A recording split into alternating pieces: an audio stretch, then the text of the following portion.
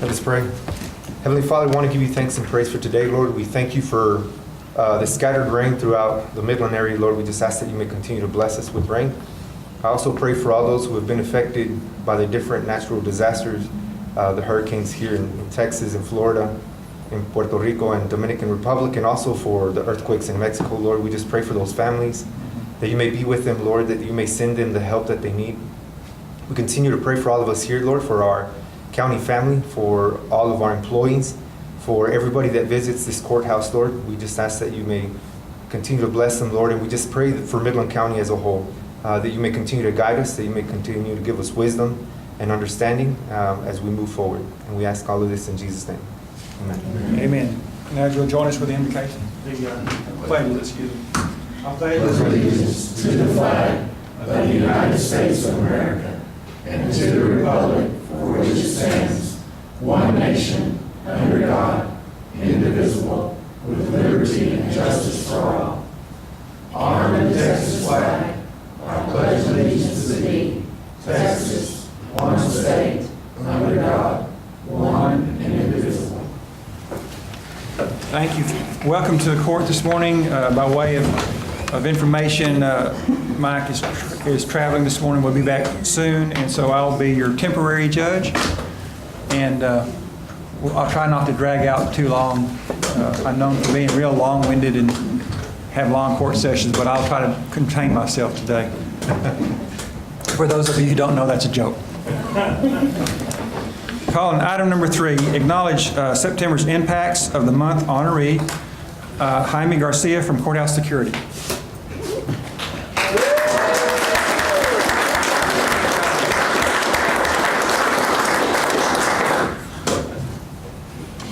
Yes, Jaime Garcia was chosen as September's Impacts of the Month honoree, and Trina Fennell from County Court at Law nominated him, and we're just so pleased that Jaime was selected. Is somebody going to read the little nominations? I think we don't have it today for some reason, but Somebody's going to brag on them. yeah, come on, Sheriff. Oh, here's Andy. Come on, man. Good morning. Good morning. Old Jaime here. He's been with me for, I don't know, 9 years. 9 years. This guy's got a lot of faith in the Lord. He's dependable. Last week, this was a week and a half ago when we had the evacuation, Jaime was on his regular day off. We called him, told him to stand by, told him the situation we had. He donned his uniform, his body armor, and his rig, and he came to work anyway. This individual, if we had everybody like old Jaime, this thing would run smooth.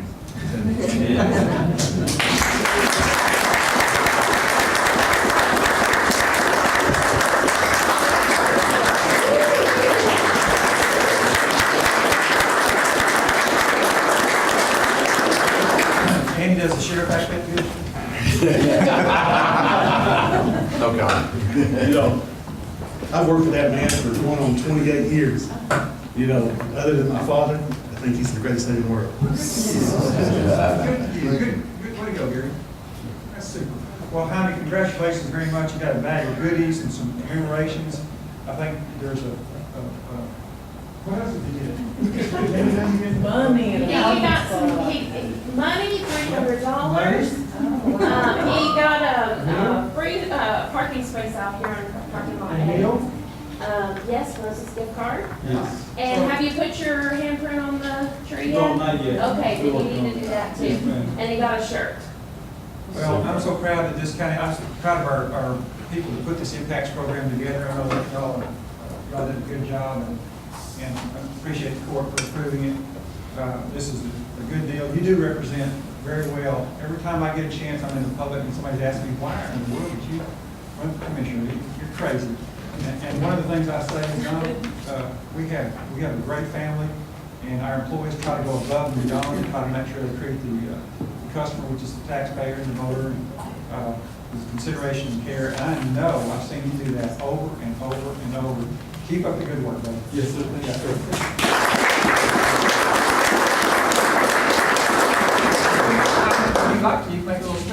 I'm good, thank you.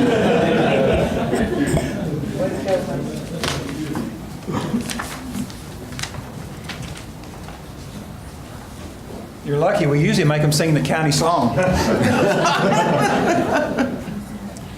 All right, this next item is another example of why we live in a great county. We have some incredible corporate partners, and there are some super plans that Midland has for our future concerning Loop 250 expansion. It will be here for our children and grandchildren and great-grandchildren. And without people like Chevron, it just wouldn't be the same. So I'd like to call item number 4, discuss and take action on donation of land from Chevron to Midland County for Loop 250 expansion. And Robin, I'll let you take over. Okay, well, Sarah, why don't you bring your group up and introduce them, and if you'd like to say something. This has been a really, come on up to the microphone, if you'll give your name and address, and then I'll let you start.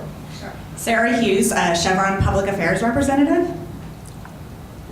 I'm Patrick Mayers, and I'm a surface landman. I'm kind of the one that's done all the paperwork.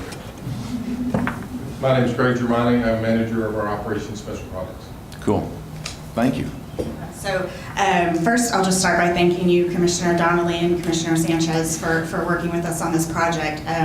This is a true testament to how a public-private partnership can work to benefit the community. I would say Chevron's top priority is safety of our community members as well as the environment.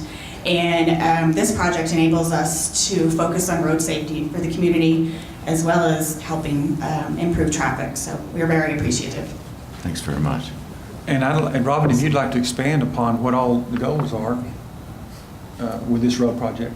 Well, we were granted money from the County Energy Tax Reinvestment Zone. And through this money, we're building an extension, County Road 1230, which is an extension of Loop 250 south of the interstate. And the hope is that we can connect it up to 158 on the east side of town.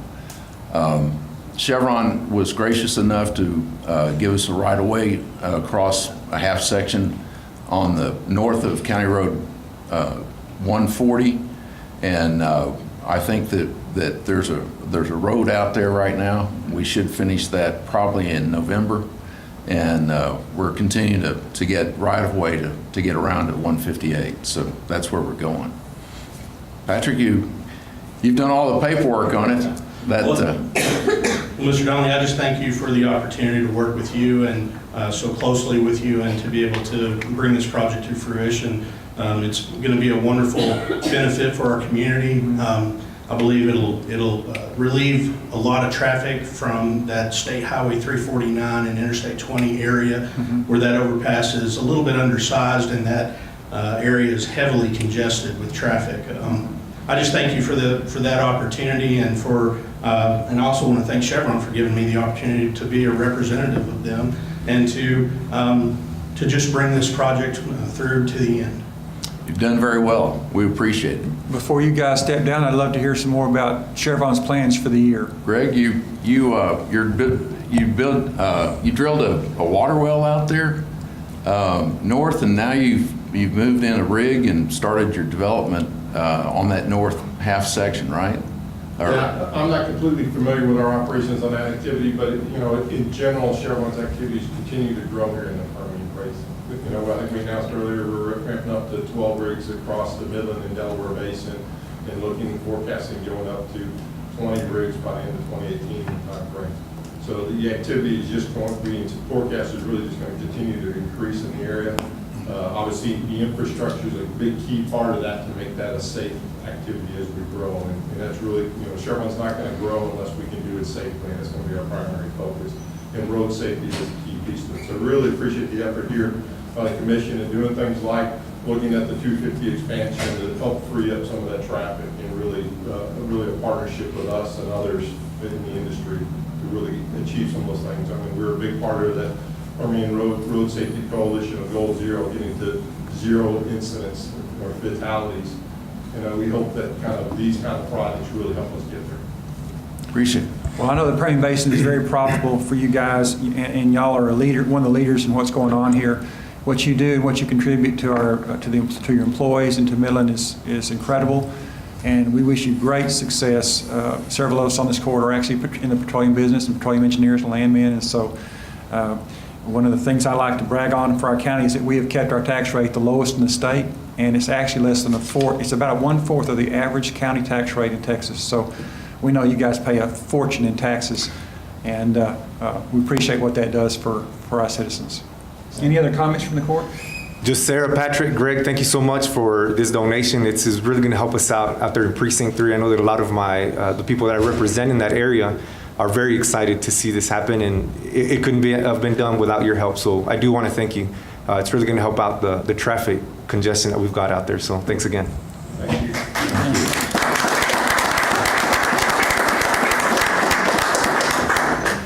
That's great. Okay, I mean, we're on a roll. This next item. Oh, that'd be great. Go ahead. Go ahead. I'd like to make a motion that we accept the donation of land from Chevron to Midland County for Loop 250 expansion. Second. We have a motion second. All in favor say aye. Aye. Motion passes unanimously. Thank you very much for calling that out. Appreciate it very much. All right, item number 5, receive presentation from Pink the Basin. And I believe this would be from Debbie. Are you making? Okay. It's that time of year again. On behalf of Pink the Basin Board of Directors, I'm here again to remind everybody October's around the corner. It's breast cancer awareness. In Midland County alone, 4 out of 5 women that are over the age of 40 do not get a mammogram. I am a 6-year survivor, and a mammogram saved my life. So I hope to be here next year as a 7-year survivor. Mm-hmm. But I gave you some lapel pins, and we'd like to just thank you for your support. All the money that Pink the Basin receives stays in the Permian Basin. Midland County, Ector County, Pecos, and Reeves County all benefit from the money that is donated to Pink the Basin. We help fund mammogram voucher programs at the hospitals. The money doesn't leave our area, and there's so many people that have insurance, but they can't afford their deductible, or they don't have insurance. So we have Pink the Basin vouchers that can be used. Our events that are coming up, well, we were incorporated in 2012. And since that time frame, we've given over $1,250,000 to the area hospitals for those mammogram vouchers. But our big event's coming up on October the 5th at the Horseshoe. And we have the speaker, Samantha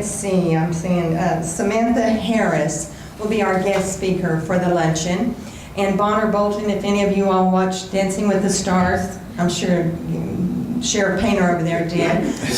His grandmother is Betsy Triplett Hurt, and we think he's going to make a guest appearance because she's going to be the first honoree for the Pink the Basin Volunteer of the Year Award.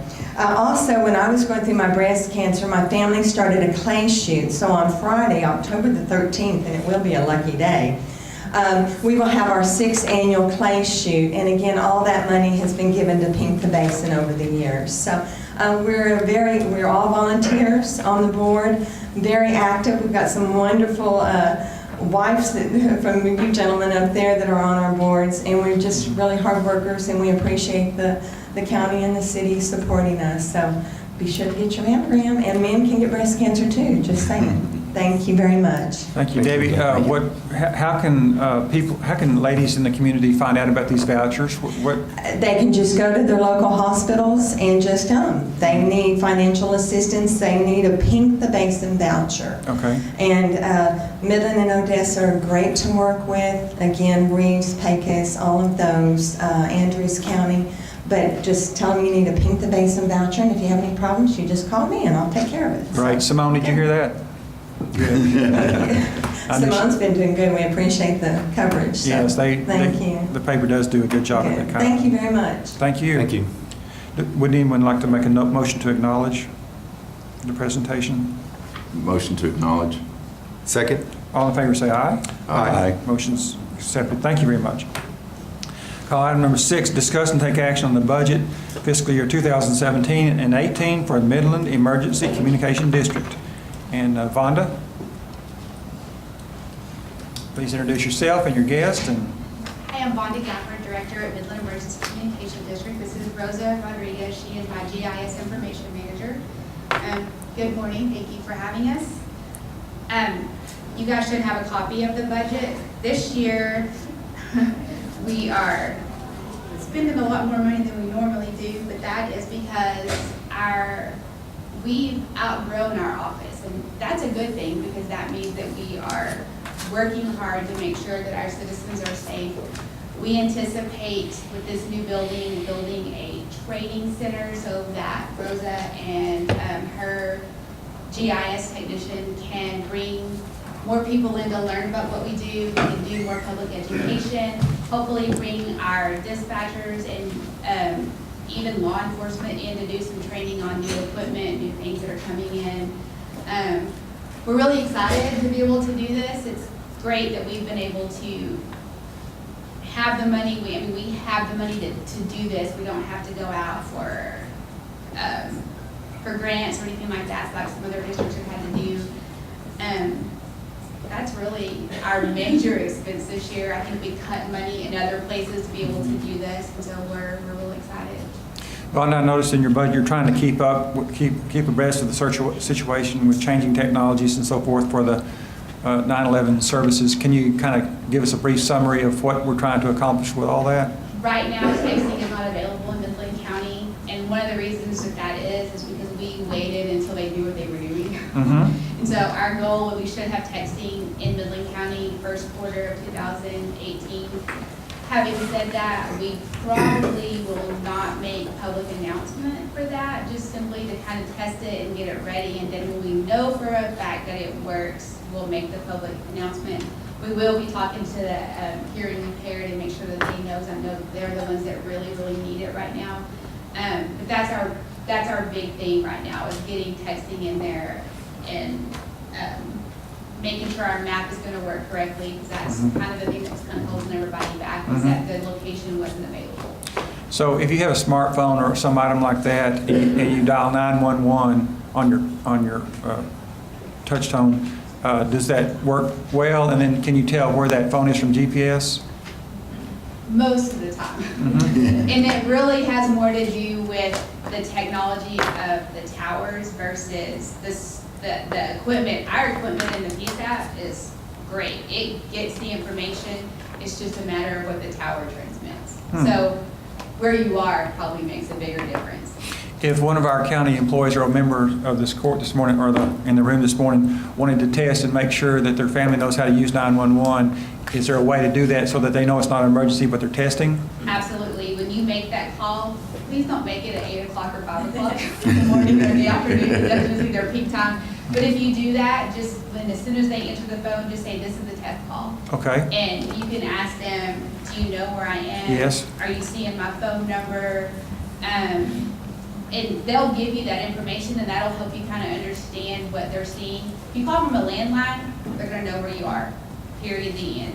It just works that way. But cell phones are a little trickier. I mean, and actually the clouds outside right now can actually make a difference in that, because they can distort the signal. So if somebody wants to make that test, though, it doesn't make y'all mad as long as you tell them? Absolutely not. They like that, and we actually tell our citizens when they call, if they're questioning what happens, just make a test call. If it makes you feel better, make a test call. And that's why I bring it up, because I've done this several times in the past. I think all of us, our children and all of you and your families, it would do well to test it once from wherever you are, your car, or your house, and you never know how much that's going to be needed someday, and that's a good thing to do, right? Absolutely. Talk about it with your kids. My little boy is 5, and I guarantee you, probably because I work there, it's a big deal, but we talk about it all the time. He knows his address. He can even tell you kind of basic information about how to get to our house. Of course, I know to teach him that, but that's one of the things that we want to do is educate the public. These are important things. 5-year-olds, 4-year-olds, 3-year-olds, they need to know your phone number. You need to know your address, because those are things that dispatchers are going to ask when you call. Do you have anything else to add? I guess one of the things that we want to teach people is know where you are, be aware of your surroundings, because if something happens and you get, God forbid, taken out of from the parking lot, be aware of what's happening, be aware of your surroundings. Those vital, small details are gonna be important if you're in an emergency situation. And Vonda, I've heard or seen on the internet, there are things that you can buy to attach to your keychain. We can punch a panic button and it will actually dial the 911. Is that something you've seen available or working? Generally, those go to a call center, and so the only problem with that we see is that you're not actually getting your local 911 facility or your local people. You're getting a call center, and they're having to transfer you. So I see. they're good to an extent. Okay. You just it's the same way with your car. If you push like OnStar, it's still going to an OnStar call center, and then OnStar is the one is contacting your 911. So it doesn't actually go straight to Midland County 911 Center. It goes to, I don't even know, third party. Very good. Does anybody else in the court have a question or comment? I have a couple of, when's your building going to be up? Have you all already done plans for it and that kind of stuff? We're working on that right now. We're, Parkland and Cooper is probably going to be the architecture firm that we go with to design and build it. We know where we want to be, but we haven't actually finished the process of purchasing that land. So we're hopeful now, October 1 is when this budget becomes official, and so we're hopeful to jump on it as soon as we get the opportunity. I just want to say how much I really appreciate Vonda and Rosa helping me out with all of they go out in the field. Rosa particularly checks everything and makes certain the signs are up, and I can't tell you how much I really appreciate your work out there. Thank you, I appreciate that. I think it's personal for us. It's not just our job, it's personal. I mean, we feel very passionate about this. Good, And good. thank you for your emails and requests. We like those. Thank you. Great. Anything else? If not, I'll entertain a motion for us to approve this budget and allow me to sign on behalf of Judge Bradford for the court. I move that we approve the budget for fiscal year 2017-2018 for Midland Emergency Communications District. Okay? Second.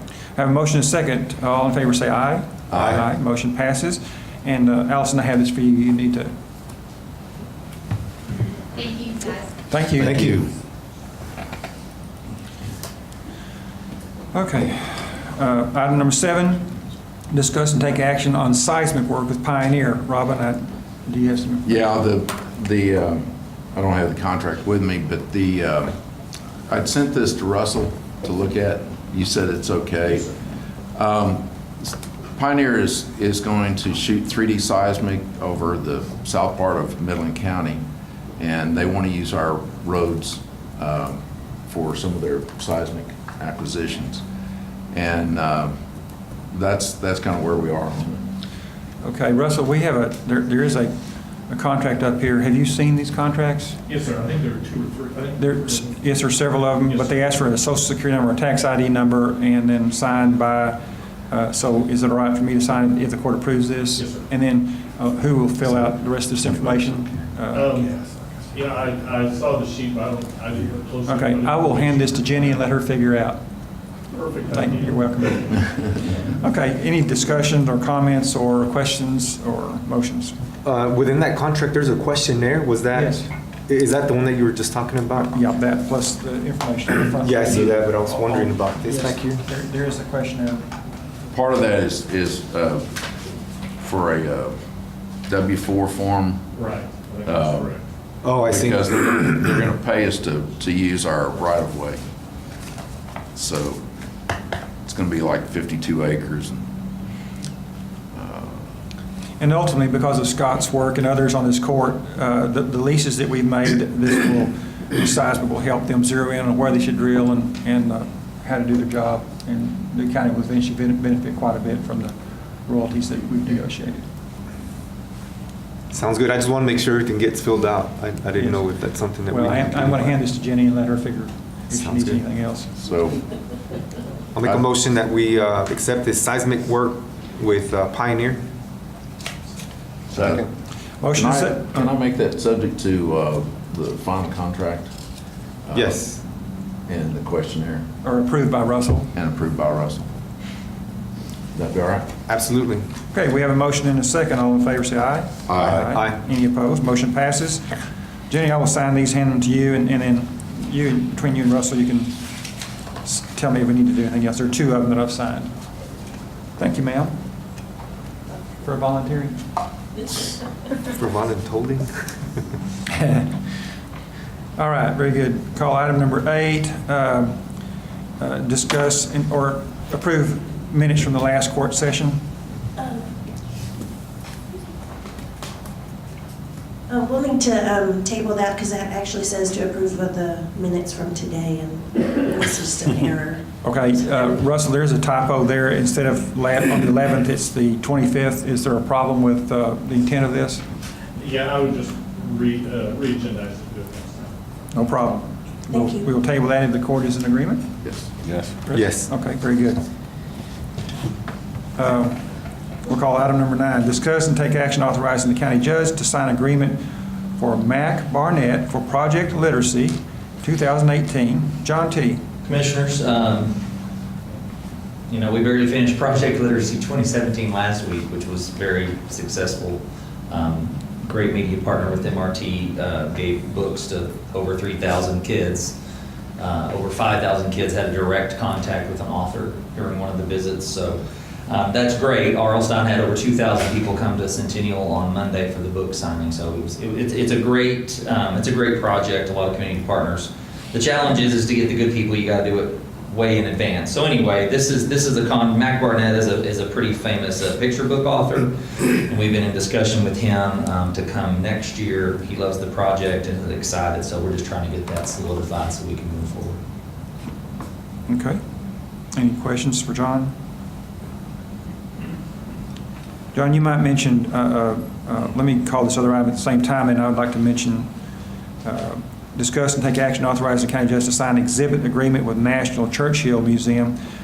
These items are in our budget financially, but would you kind of explain in the past how this has worked? Sure. For the benefit of the taxpayers? Project Literacy is a little bit different. It has multiple community partners. It was started as a project between Wells Fargo and the MRT and has expanded over the years. For our part, the Library Foundation does a lot of the heavy lifting. They're able to do some grant writing and some fundraising. I don't know if any of y'all were able to go to the Henry Winkler event on Thursday night, but they're able to bring in some people and do some fundraising to sponsor programs like Project Literacy. The exhibits, specifically, historically, how that's happened is that we budget a little bit of dollars, and the county, after the Commissioners Court approves, and Mr. Malm approves the contract, they'll sign the contract and we'll pay the deposit. And then the foundation will kind of take the baton from there and raise the money. Once it's for sure a legitimate library program, then the foundation can get involved. It's hard for them to get involved and fundraise on something that may or may not happen. So that's why the court's approval is so important. And I wanted to brag, a chance for us to brag on the Library Foundation and the people that are involved in that board are doing a great job. Yes, sir. Yeah. So much of what we do is just not possible without the foundation's support. Economically, we just couldn't be able to do it. This is wonderful. I know. So the Churchill exhibit is something that we've been talking about for several months, and Judge Bradford and I were able to negotiate with them. We'll be the first public library in America to host a Churchill exhibit from the National Churchill Museum. Awesome. So I will go back to item number 9 now and ask if there is a motion or further discussion for the judge to sign agreement on the Mac Barnett Project Literacy. I'll make that motion. Okay, we have a motion. Second. And a second. All in favor, say aye. Aye. Motion passes. Thank you very much. And in continuation on item number 10 there, John, do you want to say anything else about the National Churchill Museum, or does the court have any questions concerning that? Do you have a comment? We still need to see that for as far as insurance and security on the agreement before it's signed. We need to review it. On The Churchill. Okay. Typically, when Mr. Malm looks at them first, and then once we're to the point where we're approval, before we kick it back to the exhibitor, Okay. Dwayne has to sign off to make sure the facilities meet spec. So motion will be subject to those 2 items then? Sure. If is what you're asking for. Okay. Court, any questions or comments? Do we have a motion? I'd make the motion that we authorize county judge to sign exhibit agreement with National Churchill Museum, subject to approval of the security and insurance. Okay. Second. We have a motion and a second. All in favor, say aye. Aye. Motion passes. Thank you. Thank you very much. Do I need to sign anything on that today, John? I think we'll hold off on that, Dwayne, and then, Yeah, let's hold on. Okay. and then we'll just get the judge to sign after it's all in. Very good. Very good. And you're still up here for item number 11, discuss and take action on library donations. You should have backup, all material, no monetary. Okay. Motion to approve? Second. All in favor, say aye. Aye. Motion passes. Thank you very much, John. Thank you. Item 12, discuss and take action authorizing the county judge to sign pay scale contract. Bailey, would you explain what this is? Yes, sir. PayScale is a software so that we can compare what we are paying our employees compared to not only other county employees in other counties, but other people in our area, so we can determine who we want to compare our salaries against, and it just kind of lets you know where we fall on the scale. Whether we're overpaying or underpaying or paying right around average, lets us know all of those things. But this was budgeted in the new budget. They just wanted to go ahead and get the contract signed so that we can start as soon as the budget is in place. Any questions from the court members? How do they amass this information? They have a database, I guess, where they send it out and ask several people, several different companies what they're paying. And so they put that all together, compile that all together for us. Companies and governmental agencies, right? Yes, Yeah, yes, companies and governments. So, but we can determine who we want to compare it against. We can compare it against other counties. We can compare it against other companies in the area. It just kind of depends on what we're looking for. I notice this has got a 3-year contract. Bailey, how will we judge how useful this was to us at the end of our I term? guess part of it's going to be just to see how many times we have ended up using it, because it's not just a one-time thing. We can use it over and over again to compare one job or the same job several years in a row. So to be how much we're using it, and then whether we've done anything with that information once we've gotten it. Mhm. What did y'all use in the past? I think that we've paid firms occasionally to do a one-time comparison, but it's been several years since we've done that. Bailey, this says for 3 years, is this correct? 16 a Yes, sir. year? Yes, sir. For 3 years? Yes, sir. That's the, And Russell has reviewed the contract, and he had an addendum that he added to it, which they approved, so. so for sure we'll keep it for 3 years, correct? Yes. One of the issues was to allow us to get out of it. I think we put in a 30-day, I have to read it. but we put in a termination provision since we can't do It's a 30. multi-year contract. Bailey, when they give their sales pitch, what are some of the reasons they give why counties should do something like this, or any entity? Well, mostly, I just want to make sure our employees are being paid fairly compared to other companies, but also so that way, if a supervisor comes to you guys and says, hey, I feel like this employee should get a raise, we can compare that with other people and say, yes, they are being underpaid, or no, they're already being paid more. So it also could be a money saving situation, so that you guys are more aware of what positions are being paid.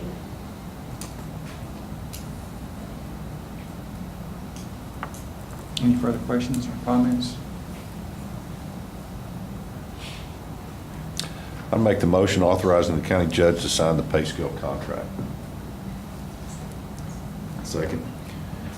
We have a motion and a second. I'm kind of like you guys, a little bit ambivalent about this. I'm not sure. Well, if you want to wait. No, if y'all are comfortable with it, then It's always nice to know that we're paying properly. yes? Okay, very good. We have a motion and a second. Any further discussion? If not, all in favor say aye. Aye. Motion passes. Thank you very much, Bailey. 13, discuss and take action authorizing the county judge to sign the fiscal year 2018 Midland County Title IV Foster Care Maintenance Contract. And Veronica, I guess this is yours. Yes, I'm just here. This is a partnership that we do usually with the Child Welfare Board. They're the ones that go out and help us spend this money on kids for the community. I know that it's about 58% is what they give us in regards to this. The issue that we a lot of times have with this grant is that while the child is eligible at the time they go out and they purchase those items for that child, and there's quite a bit of children that are eligible, It is based, once we get the report from the state of the child that is eligible, if the grandparent or a family member or somebody takes that child, the child is no longer eligible, and we can't. Even though at the time that we purchased those items, we thought that was an eligible child, if they get taken by a family member or so on and so forth, the child is no longer eligible. Now, the county has allowed them to go ahead and spend that money, and that's just to help out the child in the community. But those are the type of circumstances that we're not able to go out and get the money back from the Texas Department of Family and Protective Services for this grant. But like I said, this is the one that we kind of work together with the Child Welfare Board on. And the contract amount is $14,400. And the match for Midland County is a 63-10-08, is that correct? And that is correct. Make that motion that we approve that we authorize the county judge to sign the fiscal year 2018 Midland County Title IV foster care maintenance contract. Okay. Second. We have a motion and a second. All in favor say aye. Aye. Motion passes. Thank you very much.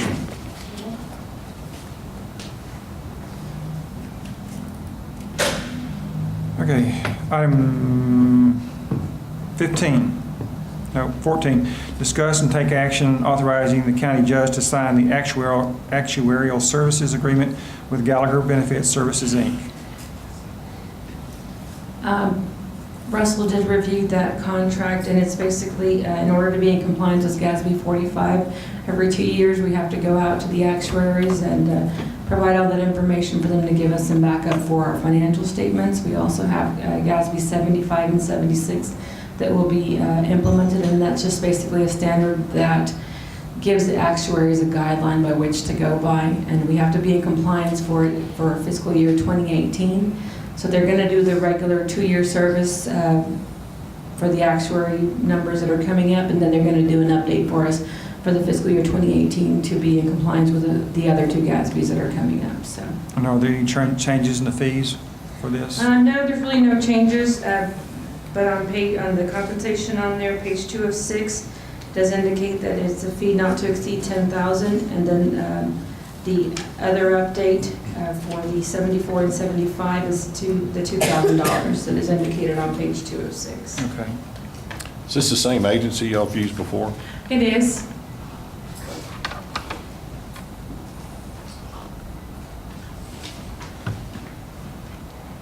Okay, any further discussion from the court? Entertain a motion. I'd make that motion. Second. All in favor say aye. Aye. Motion passes. Thank you very much. Item 15, discuss and take action authorizing the county judge to sign agreement letter for audit of Midland County by Weaver. We're just trying to engage Weaver so they can begin the audit for the upcoming fiscal year. You've been satisfied with their services in the past, is that correct? I have, Commissioner. Okay. I think they're the only one in this area that does government. There's a couple other ones, but like last year is when we went out and did that RFQ for services. So. And that was for 3 years or? I can't remember how long we did sign that for, Commissioner. But I think it was 2 or 3 years, yes, sir. That's right, because we had 2 other companies that We had, yes, we did. responded to that. Okay. I make the motion authorizing the county judge to sign the engagement letter for audit of Midland County by Weaver. Second. Have a motion second. All in favor say aye. Aye. Motion passes. I do have a technical question for you, Veronica. There's a place to sign here. There's a management signature with the title, and there's a governance signature. Do you know which one that the judge needs to We're sign? the government. Okay.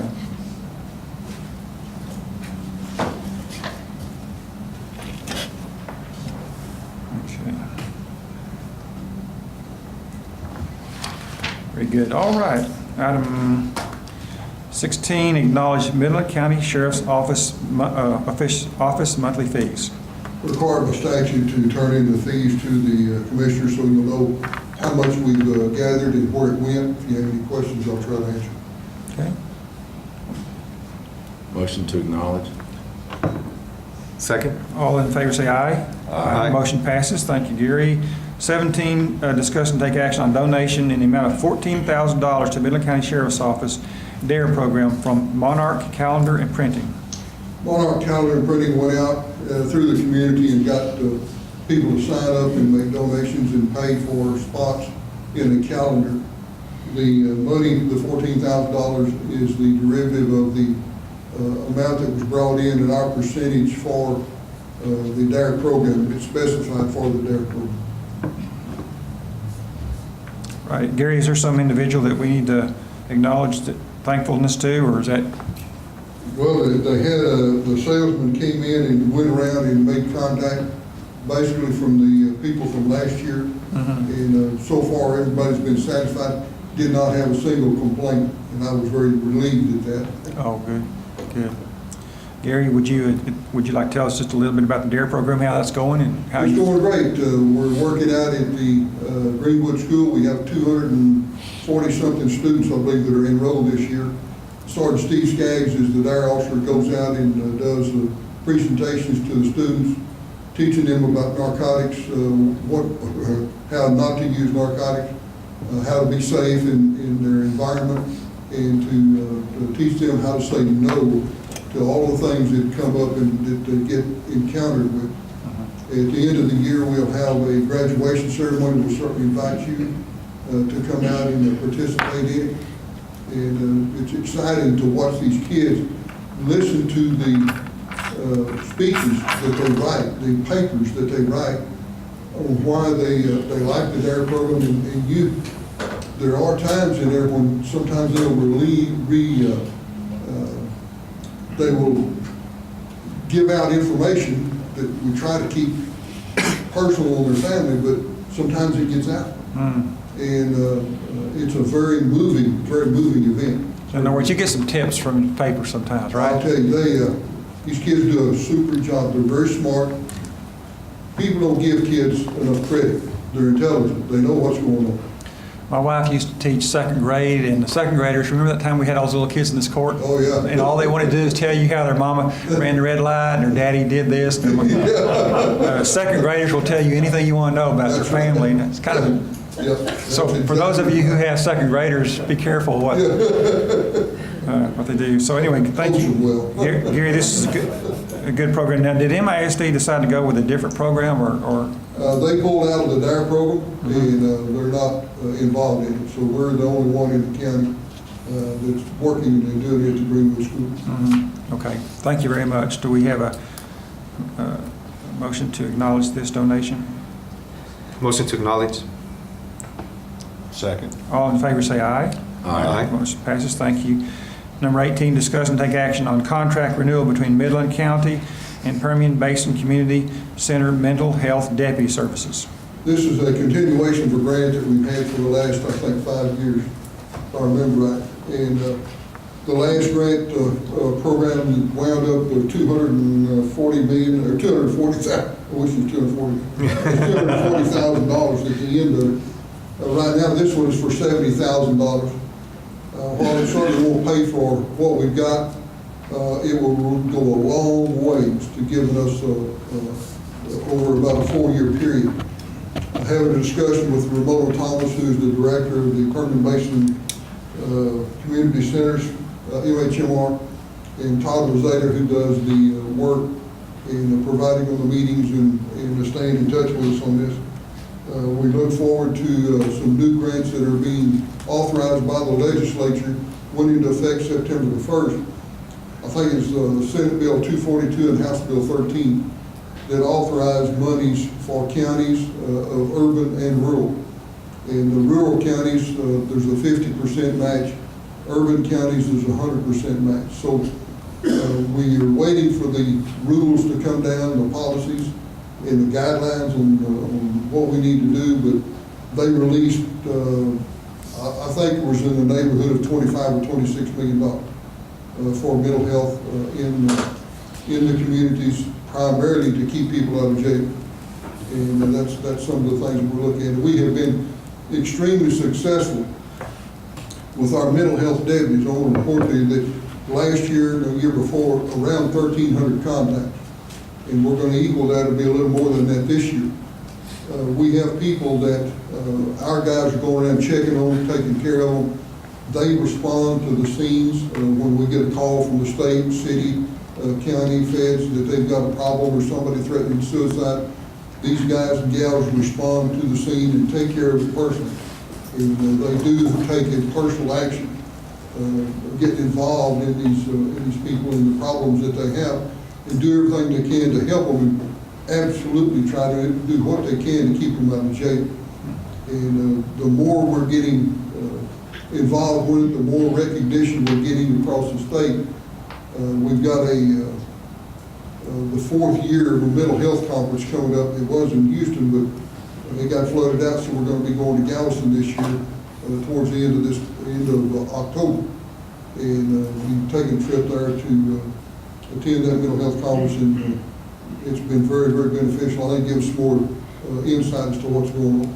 I know these programs work hand in hand with our drug court and our veterans court. Absolutely. And appreciate the paper for a nice article yesterday from Robin Darr. And this court has wanted those things for a long time. We're so happy that they're up and running.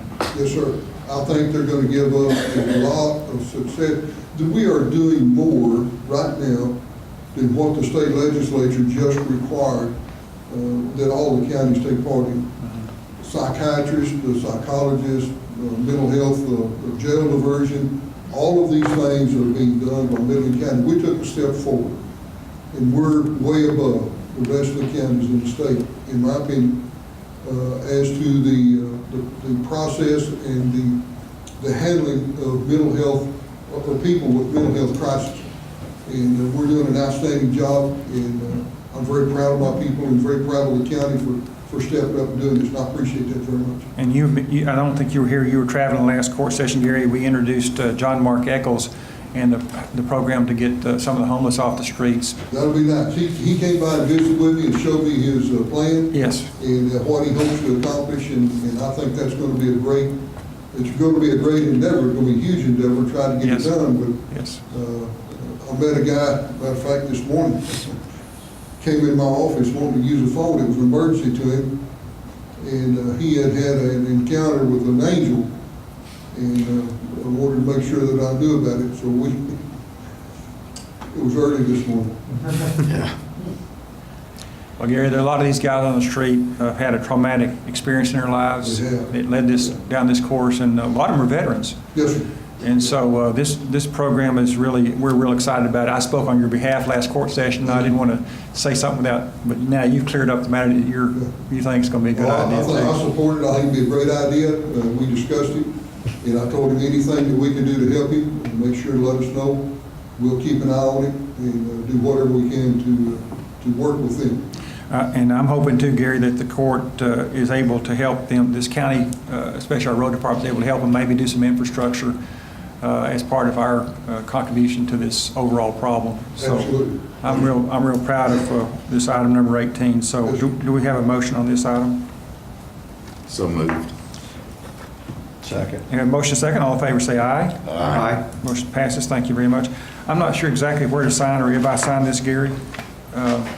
Yes, sir. There's a spot on there. There's 2 or 3 places. Well, I've been looking for it, so I'm going to just put this up here and let Mike sign it when he gets back, so he can figure out where it.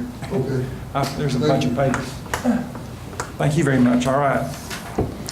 Item 19, discuss and take action on out-of-state travel of Robbie Strahan and the new K-9 to attend training in Indiana. We had a K-9 that we had picked up in Indiana. Robbie spent 2 or 3 weeks up there, 4 weeks? 4 weeks. Spent 4 weeks up there with the training. This dog was an outstanding animal, but when we got him back and we were doing the checkup on him, we had an x-ray done, and the veterinarian looked at it and said he had an enlarged heart, and that would pose a problem, especially in this heat, and all the work that he was going to be doing. That animal was just a very, very wonderful working animal. So I went ahead and sent Robbie back, and he is in Indiana now. So what I'm doing is getting kind of a blessing for going ahead and sending him out of county without the court's permission, but we had to move on it. And so I just went ahead and make the decision to go ahead and send him and get it done.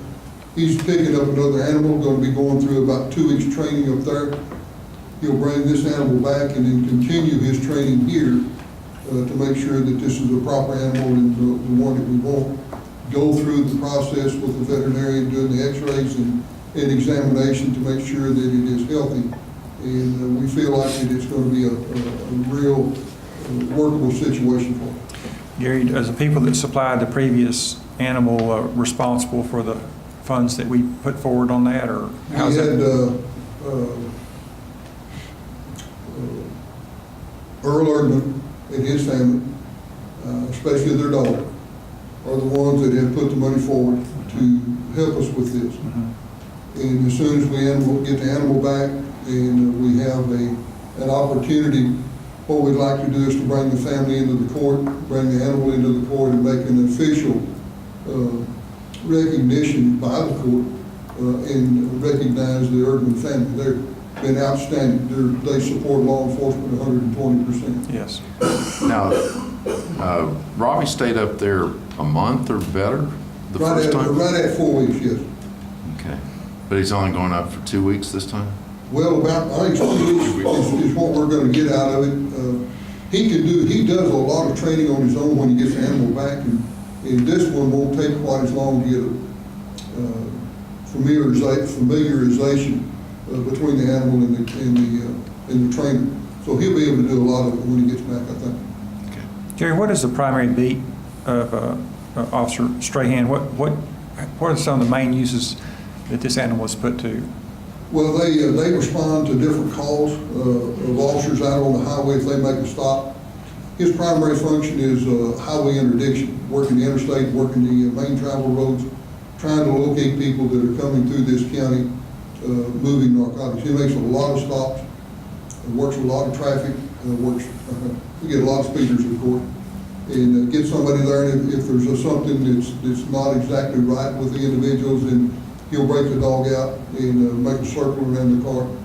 And these animals are trained well enough that there's any odor whatsoever, then they'll hit them pretty quick. Do they also have animals like this at either the DPS and or the airport? They do. Airport, I'm not sure about. We have in the past went out to the airport and run through some of the suitcases for practice and stuff. I know DPS has got one. They have to call in from Big Spring or somewhere that they've got one. It takes a while for them to get over here, so we use ours quite a bit. DPS calls us quite a lot. So you're called on by other departments? Oh, yes. And then we also go out, we work out at Greenwood School. We make demonstrations, but it's been very, very successful. Very good. Good deal. Any further questions from the court or comments? I'd make the motion that we approve the out-of-state travel for Robbie Strahan. Okay. Second. We have a motion and a second. All in favor say aye. Aye. Motion passes. Thank you, Gary. Thank you all very much. Number 20, this will be Mike and Joe, receive annual Horseshoe Economic Report for event year 2016-17, and then after that, we'll do the fair. Good morning, Mike. Good morning.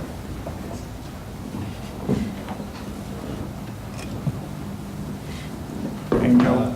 It's nice to have Joe here. It's been a long time since I've had someone else I could blame while I'm standing here. So, if everything's just fine, then it's my report and it's not, well, we'll go over there. Put this on, I go one forward. Just like that. Do I turn it on? That's right. There we go. Thank you very much. This is our 11th full year, and it ended earlier in the year, so what we do is we compare each year from the same lines of demarcation so we can compare, because that's kind of how we do in our business. And last year was a record year for us in every way: events, attendance, revenue to the county was substantial. And that's because last year included opening of the pavilion. This year we have opening the amphitheater, and although we had a lot of activity out there, overall our numbers were down somewhat. We looked at this, we probably should have seen a lot of that had to do with the economy. I think a lot of people in the Permian Basin felt that in our business also, but there's some good news in there too, so we're very optimistic. We're still where we were before the county opened the other building for us. These numbers are hard to see there, but you all have a chart. And we talk about the number of events we have and the type of events. This is a pretty important chart for us. This year we broke out special events. They used to be fully with trade shows, and now we put them at a separate category. That would be everything from weekend shows that are almost conventions but not quite, to the county fair and other things. Our attendance in those was very good, and it's still, we're very pleased with where we are there. We had a couple of down areas. One is in our horse shows. Mr. Kelly has done some conversations with our horse people, and dragging horses around is not as easy as it used to be. The good news is, what we're down are mainly the small one-day shows, and it didn't impact our numbers in the horse show business. You'll see toward the end of this, our economic impact is almost this year what it was last year, even though we had a slight down year for a lot of things. And the horse shows are down. We're working on those. We just finished one this weekend. I think we had about 800 people a day. Is that a good number? And we had almost 300 horse stalls, rented everything we had, rented our RVs and put extra in. It's the first time in for that show. I guess what I'm trying to say is, even though some of our smaller horse shows have passed by the wayside, the big ones, and this is a new one, Live Life to the Fullest, and barrel race. And I'd like to thank everybody who's worked with us. You know, we also picked up, which wasn't part, which just happened a month or so ago, the finals for Ultimate Calf Roping. We'd like to say thanks a lot there to E.P. Burkett, our friend, who helped us negotiate that. But we are doing pretty well in there, even though our numbers are down for events and event days. We're still up substantially over where we were before we opened the pavilion, and that's shown a lot of good things for us. If we look at our numbers, our attendance is almost where it was last year. And again, the solid events we had are events like the fair, and they were up. Events like our meetings, and they were up. Especially some like Heart, they were up through the roof. And this year, we are going to use the main arena for Heart. And it's a big deal for us because they've taken the whole complex now. We're very pleased with that, with the oil conference that they have in there. So our numbers were just about where they were last year, and I was kind of surprised. But then we looked at our revenue, and we see that it's almost up where it was too. Now this includes the 552,000 on the far right, is down about 15,000 from last year's record year. Our core revenues, our rentals like for renting the main arena, education building and things like that, and the pavilion are down because we had fewer events to rent it. But because our attendance was where it was, then our overall money to the county was up. Let's go back to the governmental sequence there.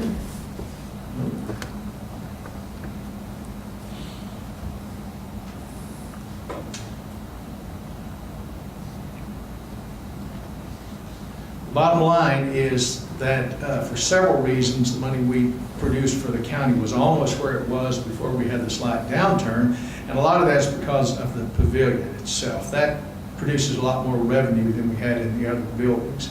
We had several of our big events like Heart. I talked about that. They've also put on a second one, a smaller conference that is still a pretty large conference for us.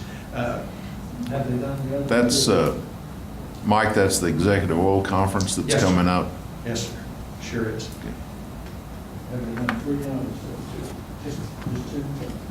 They're still at two. They're talking about putting a third one in, each one with a different target audience. Roseland comes up there. They've got a pretty big show. Last year was their first year, and they're in there. What we see from those things is a lot more revenue because of the space they use than the smaller shows like the horse show. So if you wonder how can we be off in rentals and up in food and beverages because of those shows. and whether we do the catering or outside caterers do the catering, there's still more revenue that comes back in when we have like a big conference like the oil conference or Roseland's big symposium. If you look at the economic impact by market segments, we still have the big three where they are, and that is trade shows, which is everything from gun shows to anything that would be a trade show. The West Texas Geological Society is in there. We have the florists, the Permian Basin florists are in there. We have a lot of them that produce that. Special events, that includes the fair and anything that doesn't quite qualify as a convention or a trade show. And then horse shows are still up there. Last year they were bigger. I think we're a little over $2 million input. The direct input now is 1.874 million. This direct input. We've had this conversation. We talked to the judge about it when we first came in there. And we don't talk about trickle-down effect or dollars generated by this, which would put this impact in somewhere between $50 and $80 million. We just talk about the new money that's either been brought into the economy or money that would have been somewhere else, spent somewhere else if we hadn't done it. And I think our share of that is almost exactly where it was before. It's just a little off, but again, we're working on that. It's one of the best things we do. We provide a lot of things for the local economy, but the fact that we can also bring people to town, put people in hotels and other places, we think that's a pretty big deal too, and I'm sure that's why the county built these buildings in one way, not just quality of life, but also have us an economic generator, and that we are. If you look at everything, 369 events, 156,000 attendance, and over 11 million in direct economic impact, we think our growth is doing just fine there. You look at the new events and some of the things on the bottom, amphitheater things, music and things we're doing. That's not as strong as we'd like to see it, but it's still pretty strong with us, and we're doing okay in that area. So if you have any questions from the things we provided you last week, I'd be glad to address those.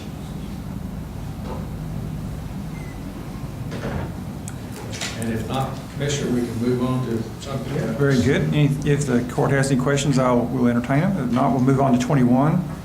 Receive Midland County Fair financial reports for the years 2016 and 17.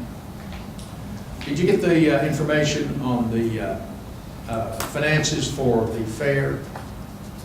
We brought last year's audited report, and first let me apologize for Mrs. Dooley not being here today. Something came up that she was just tied to do what she had to do, but I think I can go over this with you and give you what you need. And if you would like their full report comes in a little later when they have what we call the audited report, and they have all the bells and whistles, and we'll ask her to come down if the court would like to hear. I think the fair is doing very well. The bottom line on the fair is the regular balance now is a little over $100,000. They still have the bank balance at $831. We also brought you that sheet, was $180, but there's a lot of expenses out of this year's fair. So last year's fair is complete, and this year is still a work in progress, and will take until close to the first of the year. Again, when you deal with committees and things, and we have over 16 committees with active people that work every day, there's always some things that don't get done until the last minute.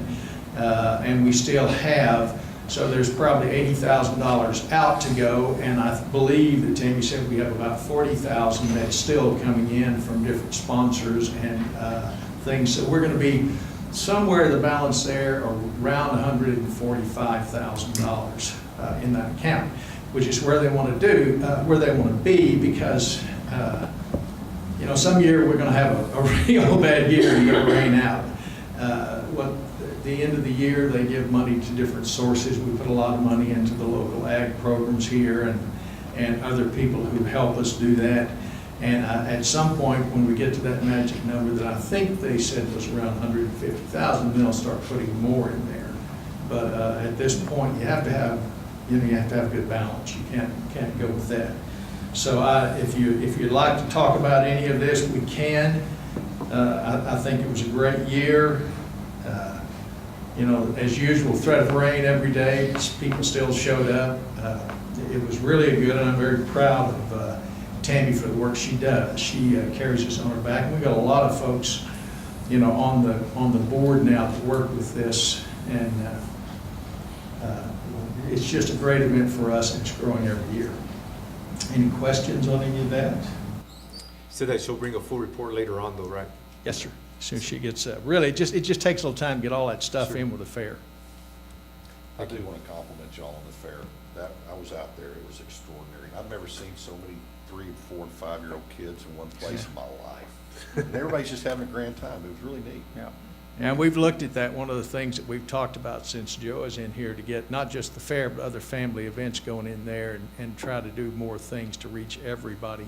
And the fair is great. And the dinosaur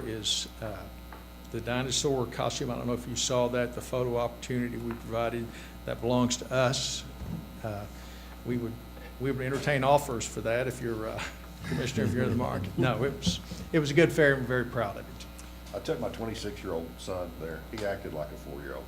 Great, we won, didn't we? This court's really proud that we were able to resurrect this with your help and your staff's help and your wife.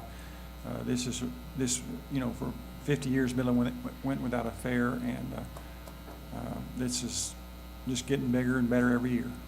Thank you, Commissioner, I appreciate it. Absolutely. We'll call number 22, discuss and take action on E-rate renewal contract with CRW Consulting. And I think, Justin, is this your item? Yes. That you can help us? This is something I came to the court for last year, basically applying for federal funds to help pay for our fiber between sites. This is a renewal contract from what we have already in place. Okay. Asking for the county judge to sign the renewal. Okay. Any thoughts from the court? Questions?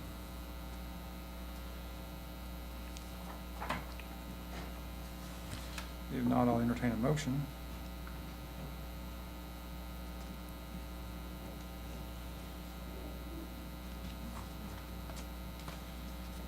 There must be some questions.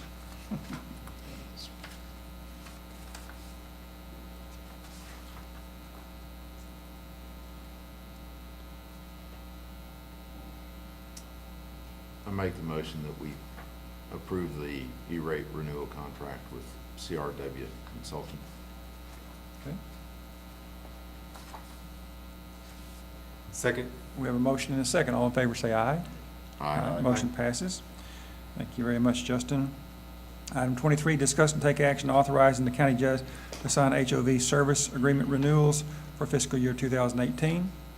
And Alex, how are you doing this morning? Fine. Good morning, Acting Judge and Commissioners. On behalf of the Purchasing Department, we By have the way, how do you like my acting? Am I acting okay? I think I stepped into that one, didn't I? Answer carefully. Mumble. The HOV are agreements for the document scanners for county clerk and district clerk departments. County clerk has 6 units and the district clerk has 10. These are renewals for fiscal 18, and it coincides with our fiscal year. Any differences in the agreements? No, so there's pretty much this, they've pretty much stayed the same. Very good. Yes. How's the support for the show? It does really, they've been doing really well. The county clerk might want to be able to add to that, but they seem to be spot on. Yes, they come out and do tests and refurbish the machines with recalibrate and all of that for the ladies. You're satisfied, in other Yes, words? sir. Very Yes. good. Thank you.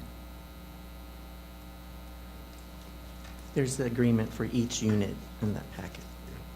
I'd make the motion to authorize county judge to sign HOV service agreement renewal for fiscal year 2018.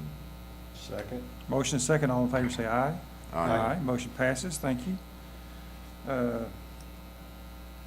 24, discuss and take action authorizing county judge to sign Southwest Solutions agreement renewals of electric service agreements for fiscal year 2018. Yes, these are for the Retriever service agreements, and they're for fiscal year 2018, and likewise, they follow our fiscal year. There are 4 departments that have these Retriever, like Cardex filing systems. County clerk has 10 of them, district clerk has 8, elections has 1, and sheriff's office records department has 2. And the fees are pretty much the same. What exactly do these do? These are large filing systems that they use for their documents and files. Yes, we have 10. They have 16 shells, and they hold all of our folders from. Now I know exactly what you're talking about. And it rolls around. Okay. Is there a motion? Motion to authorize the county judge to sign the Southwest Solutions renewals of Retriever service agreement for fiscal year 2018.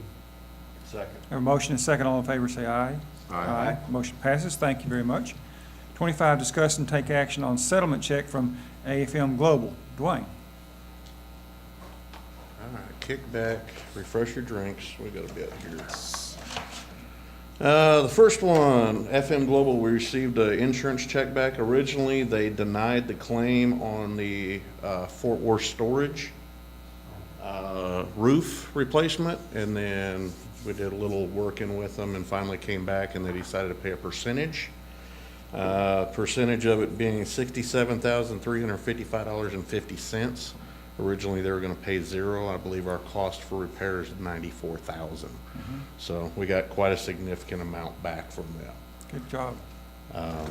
So just need exception of that check if that's possible. Okay. Absolutely. Is that the only item? Just on the FM Global, yes. Very good. All right. Do we have a motion? Motion to approve the settlement check from AFM Global. Second. Motion second. All in favor, say aye. Aye. Motion passes. All right, Dwayne, next one's yours. 26, discuss and take action authorizing county judge to sign insurance package for fiscal year 18. Yes, y'all should have the backup on this. I sent it out to y'all individually and then to the county judge also and Jenny. There's a cover letter on here that kind of explains a lot of what's going on. Over the last year, we've had a lot of claims, especially vehicle-wise. So our vehicle insurance is getting dinged a little bit. We're lucky enough to be able to go in with a $5,000 deductible across the board. And then they took a big hickey of about $95,000 so far, and they decided they don't want to do that anymore. So now it's going to be $5,000 on liability against others, not ourselves. We're going to be responsible for our own vehicles. So that's one of the changes in it. Another is that you'll see in the package also is that we went out for a different bid also from Travelers on the buildings. It was basically to see, we knew something was going to come up. We knew that we were going to probably get hit pretty hard because of the claim, not just because of the claims we made, but all the stuff that's going on through Texas. El Paso's been having floods and hail. San Antonio had the big hail. We've had a couple hurricanes now, so we know prices are going up, so we wanted to go out and get at least a second bid on this thing. Travelers came in very high, then they also wanted to do a percentage of valuation per building or per property, when FM Global just does the $25,000 per occurrence. So we decided, going through this, we hit them pretty hard trying to get them back down on price. We've actually saved quite a bit talking to them and coming back down. We've only got about a 3.14% increase from last year overall, which is pretty good compared to we were initially figuring about 20-25%. Next year, we will be getting hit pretty hard, so we should be real happy with this year's. Also, the insurance, we're changing that around as far as the vehicles, like I said, and also the PWCP, the workman's comp. Judge has already signed one extension. The next item that you have is to sign an addendum to that extension, but we're actually able to keep the 3-year rate on workman's comp also. So the final page on it, the authorization to bind. My suggestion is the ones that are already checked, where we stay with FM Global for the properties, Travelers for all the casualty lines, the sheriff's units, the crime, and PWCP for the workman's comp. I think we've got a pretty good deal this year. There's one item you said that, would you go back over as far as automobiles goes? Vehicles, what was this? Last year, we went from a $25,000 deductible to a $5,000 deductible, and it only cost us about $3,000 to be able to drop that. Out of that, we've had so many accidents this year that it costs the insurance company, they've paid out close to $90,000, and they still have a few more claims. They do not want to do that anymore. They said it's not feasible on their end to be able to do it, so they're going back to the $25,000. I got you. And there's also that the $5,000 will only stay towards other people's property or vehicles. We'll be responsible for our side of it for up to the 25K. So it's 5,000 per occurrence and 25,000 in aggregate. 25,000, yes, 25,000 aggregate, yes. 5,000 per occurrence per other vehicle. Do we have a stop loss on their, I've noticed that they had a $3,800,000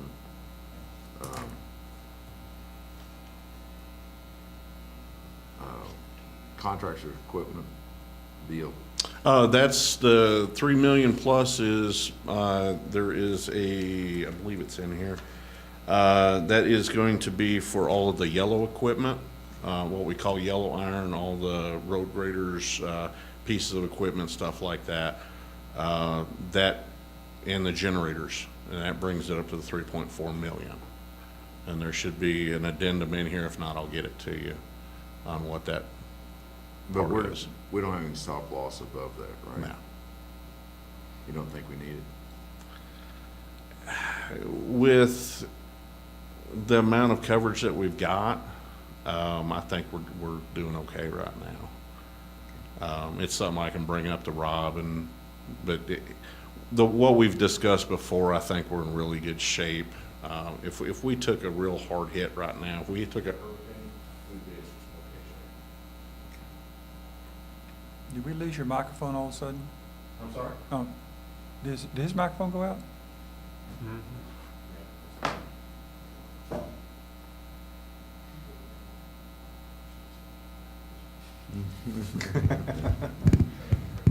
Test 1 2, test. Any further questions from the court? Comments? Russell, you review these every year, right? Yes, sir.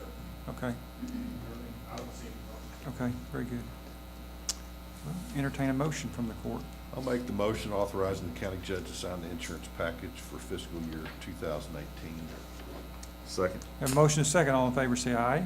Aye. Motion passes.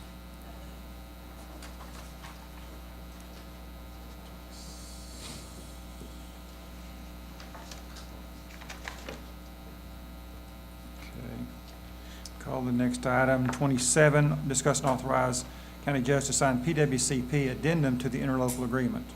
A few courts back, you authorized county judge to sign the PWCP agreement for the extension of 3 years. This is just a little bit of wording that they changed up a little bit, so it's an addendum to that. Just asking for authorization to sign on that one. And Dwayne, has Russell reviewed that? Did I send that one to you? Yes. Okay. What was the nature of it? This is number 27. Yes. Yeah. It's just, basically, it was just changing some wording in it is all it was. Okay. And that's all. I made it look to make sure there's nothing objection. Right. The one that we just signed, that we just approved right now, this is an addendum to that? No, this is addendum to the interlocal agreement. Oh, that's the interlocal, I got you. Yes, it's just an interlocal agreement that allows us to use off of a different county. Instead of us having to go out and bid for this thing every year, we just use the interlocal agreement to be able to use the service. Okay, thank you. I'll entertain a motion. Motion to authorize the county judge to sign the PWCP addendum to the interlocal agreement. Okay. Second. We have a motion, second. All in favor, say aye. Aye. Motion passes. And Dwayne, all right, well, let me get this signed for you.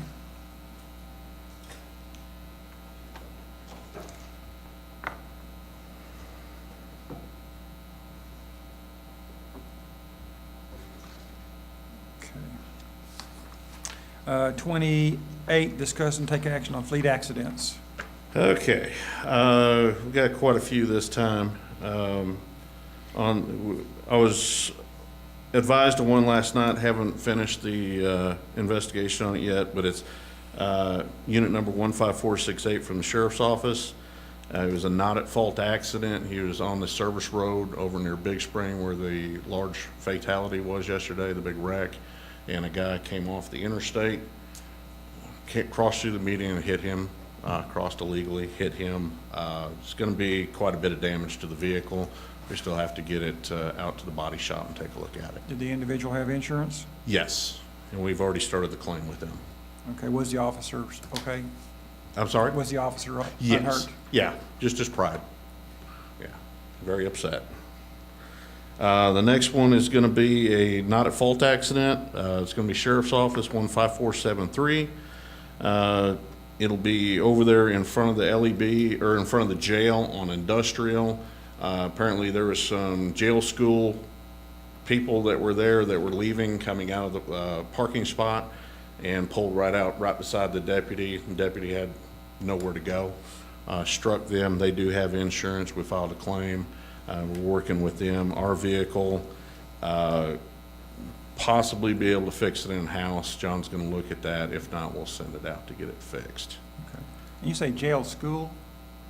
Yeah, yeah, they're putting on a jailer for the jailers. Okay. They're putting on a school over there. A training? Yes. Gotcha. Yeah. I thought maybe some of our kids were participating. Yeah. Okay.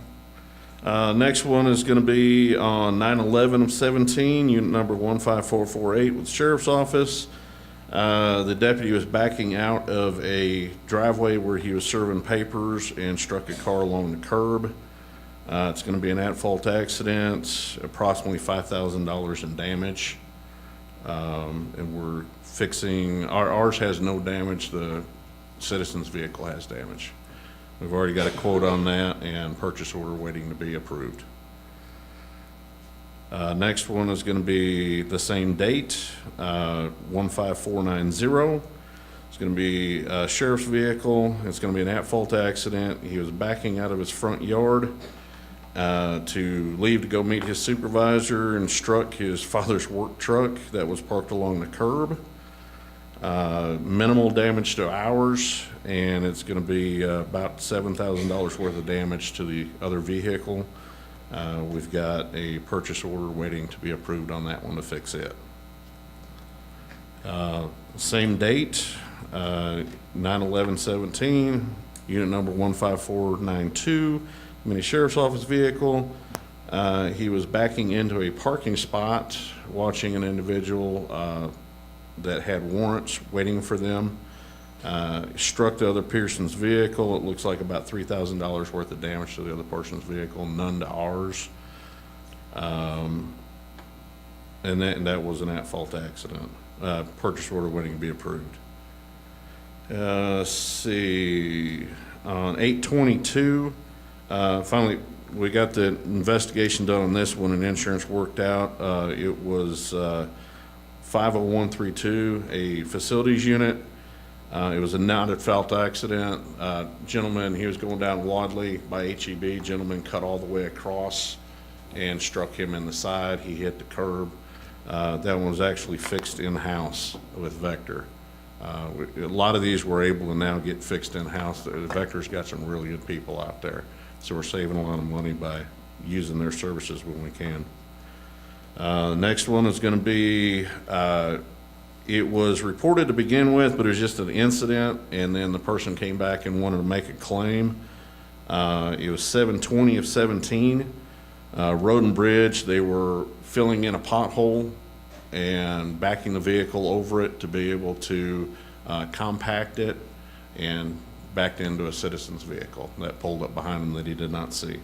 About $2,000 worth of damage to the citizen's vehicle, and purchase order waiting to be approved. And that's it. Yeah, only.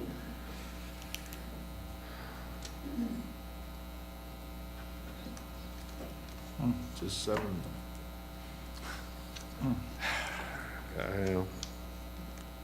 Yeah. It's been a busy couple weeks. Motion to acknowledge. Second. All in favor, say aye. Aye. Thank you, Dwayne. 29, discuss and take action on oil and gas lease on county properties. Scott. This went out for RFP. The same company that we leased to last time, leased it on the same terms. Yeah. Can you hear me now? But it's the same company, same terms, same exact lease form. The only thing different, you'll see they deleted a property. I guess they found out that the city owned it and the county didn't. Allowed them to bundle the properties that were all in the same section. We have separate leases for properties that are in different sections. But if they're, the little half-acre tracts, quarter-acre tracts, whatever, if they're in the same sections, they bundle them that way. But otherwise, it's exactly what we did a couple months ago. Scott, do you have any general ideas of when the different leases that we've let, when wells might be drilled on those properties? I know on one of them already has been drilled. I do not know if it's been completed yet or not. Okay. So this is obviously an ongoing project. Good. Do you know, what is the total amount of money on this particular transaction? I believe when I added it up last time, it was somewhere around $198,000. It's going to be a little bit less because this 1.2 acres or whatever was taken out, but somewhere north of $190,000. Right. Good job. Thank you. Do we have a motion on this action? I'd make a motion allowing the county judge to sign the oil and gas lease on various county properties. Second. Motion is second. All in favor, say aye. Aye. Motion passes. I'm going to leave this one for Mike to sign so he can be up to date with it. No, that's fine. There's not any big rush. Okay, good deal. You guys okay without a break? Keep on going? We're not that far away from ending. All right, 30, discuss and take action on paying down comp time accruals that are above the accrual hour limit according to the personnel policy. Mitzi? Yes, sir. Once every quarter, we look over everybody's time, and anybody that has comp time hours over the 60-hour limit, try to get those paid down. So we want to make sure we pay these by 9/30. The one that you had there from Road and Bridge, he actually got that taken. And so you can strike him off of there. The rest of them are all in facilities. Can you explain to me how this works real quick? I'm just well, in facilities, anybody that's not law enforcement, if you work over 40 hours a week, you accrue that at time and a half in your comp time bank. Well, there were a lot of years that went by where our comp time balances got really, really high. And people don't tend to take that time, and so they might have been earned at $20 an hour, and when we finally paid them out when they left, we were paying them out at $35 an hour. So we decided to set a limit at 60 hours, and the department heads try to keep it down. And but if it ever does jump above 60, every quarter we look at it and pay it down. So, I mean, this is with cash money? Yes, sir. Okay. Yes, sir. Taxed on their check and everything.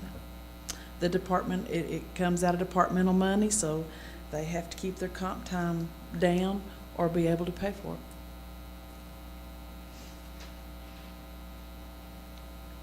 Any further questions from anybody? If not, we'll entertain a motion. I'd make the motion that we pay down the comp time accruals. Second. Motion is second. All in favor, say aye. Aye. Motion passes. Is the court, there's some discussion I would like to have on one of these items. Let's take about I asked a question, nobody said anything, but that was being polite. So I'll just take a 10-minute, we'll take a 10-minute recess and come back to item number 31, and Mitzi, then we'll finish up with this item that's kind of weird on 32. All right. Let's continue on with our court agenda. And Mitzi, item number 31 is discuss and take action on draft of new timekeeping/electronic timekeeping, section 612 for the personnel policy manual. Yes, sir. We are with Justin and IT and some other IT folks, so we are in the short rows now of getting all of the time clocks in. We've been working on getting employees trained. We had a big training day last week. We trained, I'm going to say at least 100 people, supervisors, on using the time clock system. So we've come to the point now to where our personnel policy, of course, wasn't written years ago as far as timekeeping to do anything biometrically or with a time clock. So we needed to write that portion of our policy that has to do with timekeeping so that it would follow using a clock. So I plagiarized Denton County, and I got a hold of a couple, and we like theirs the best, and so tried to tweak it to match how we want to run our system. I don't know if you've read through any of this new policy or not, or if you've got any questions for me. It does say that Midland County, we are going to maintain an accurate recording of all time worked so that proper payment can be made in compliance with the Fair Labor Standards Act. It says in the policy how we'll treat non-exempt employees, how exempt employees will clock in, and how their time will be tracked. Then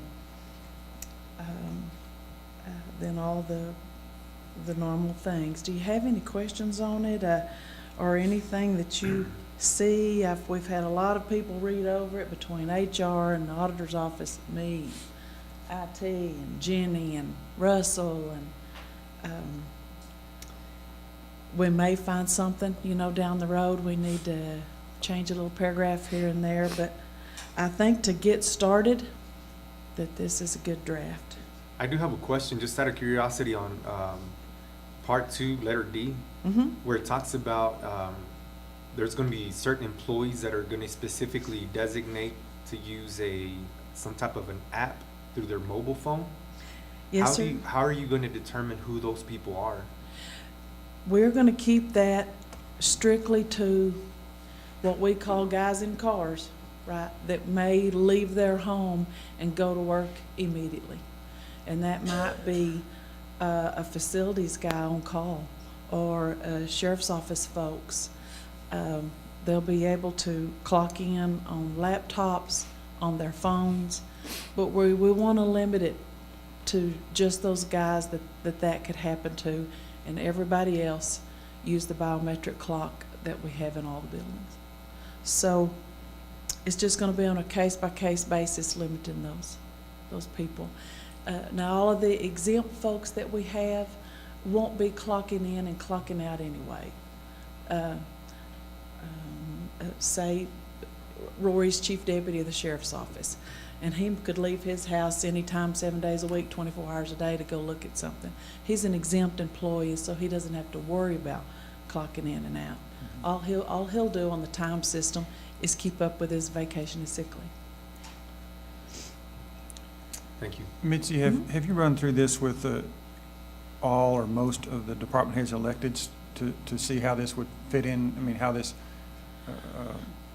Well, they've all been, they all now have had IT folks and whatnot come through their offices and putting up clocks, and we've all had discussion with them on how it's going to work, and training their supervisors, and more and more department heads, the more they learn about it, the more they like it.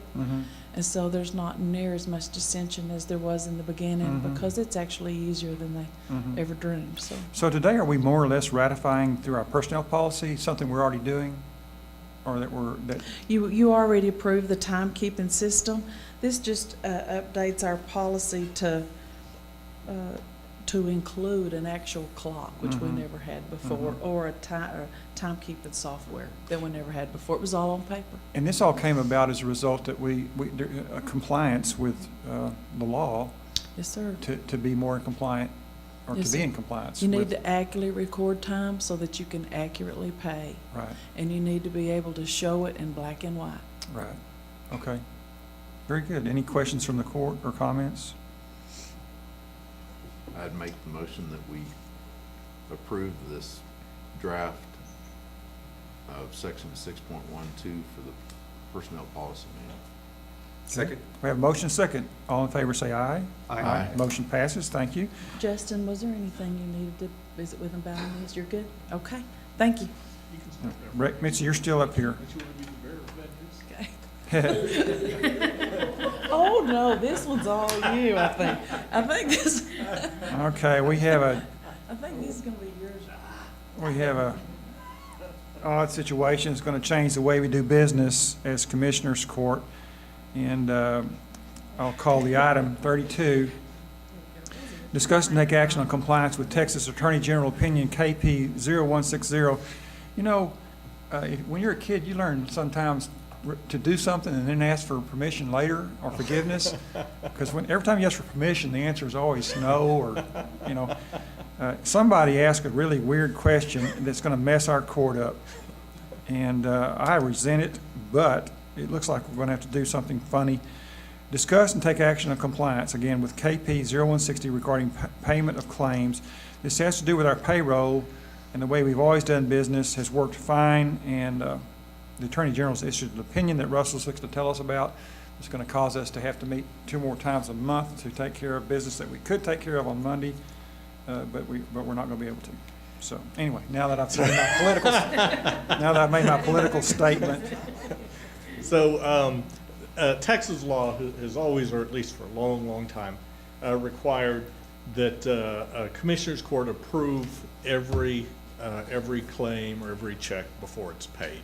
And the counties have, for the longest time, before I ever became a county attorney, before any of y'all were ever here, had long ago reasoned that it didn't really require, with certain things like payroll, that it didn't really require having each of those checks approved by the court, as long as the court approved payroll in the budget and kind of in general approved paying ahead of time, things like utility bills, things like that. And certain counties, I believe it's counties above 190,000, they have a different rule, so that doesn't apply to them. But basically, every county in the state under 190,000 is always rationalized that you didn't have to approve each of these checks, each individual check ahead of time. Well, recently, another county asked the Attorney General for an opinion on that, and the Attorney General correctly ruled that Texas law does require you to not approve them ahead of time, but to approve each individual check before it's paid, which the primary effect for us will be payroll. Previously, I believe payroll actually hasn't even come before the court, the individual checks, but the Attorney General says, yes, each check before it's paid has to be approved by the court. So in visiting with Mitzi and Veronica, and if you have questions about payroll, I'm going to let them answer those. But the only way that, or the best way that works for them is to have a meeting on Wednesdays, twice a month, to get those checks approved.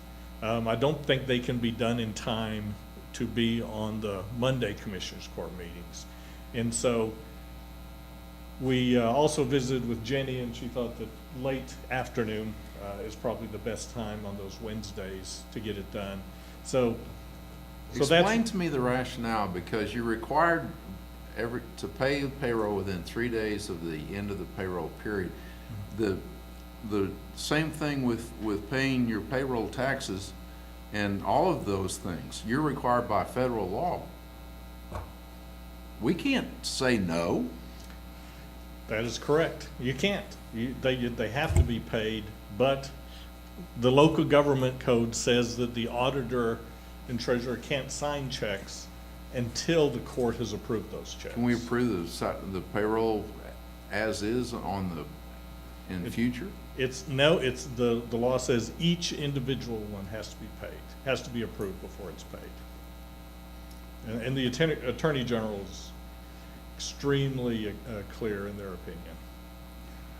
Russell, has there been any new rulings about Skyping for court members? I don't think it's changed, since you can, as long as you have a quorum, then you can have, I believe, a commissioner appear by video. But to have these meetings, if we keep these meetings to simply approval of payrolls and bills, meetings shouldn't take more than a couple minutes, and you only have to have 3 members each time, so you won't have to have a full court for each of these.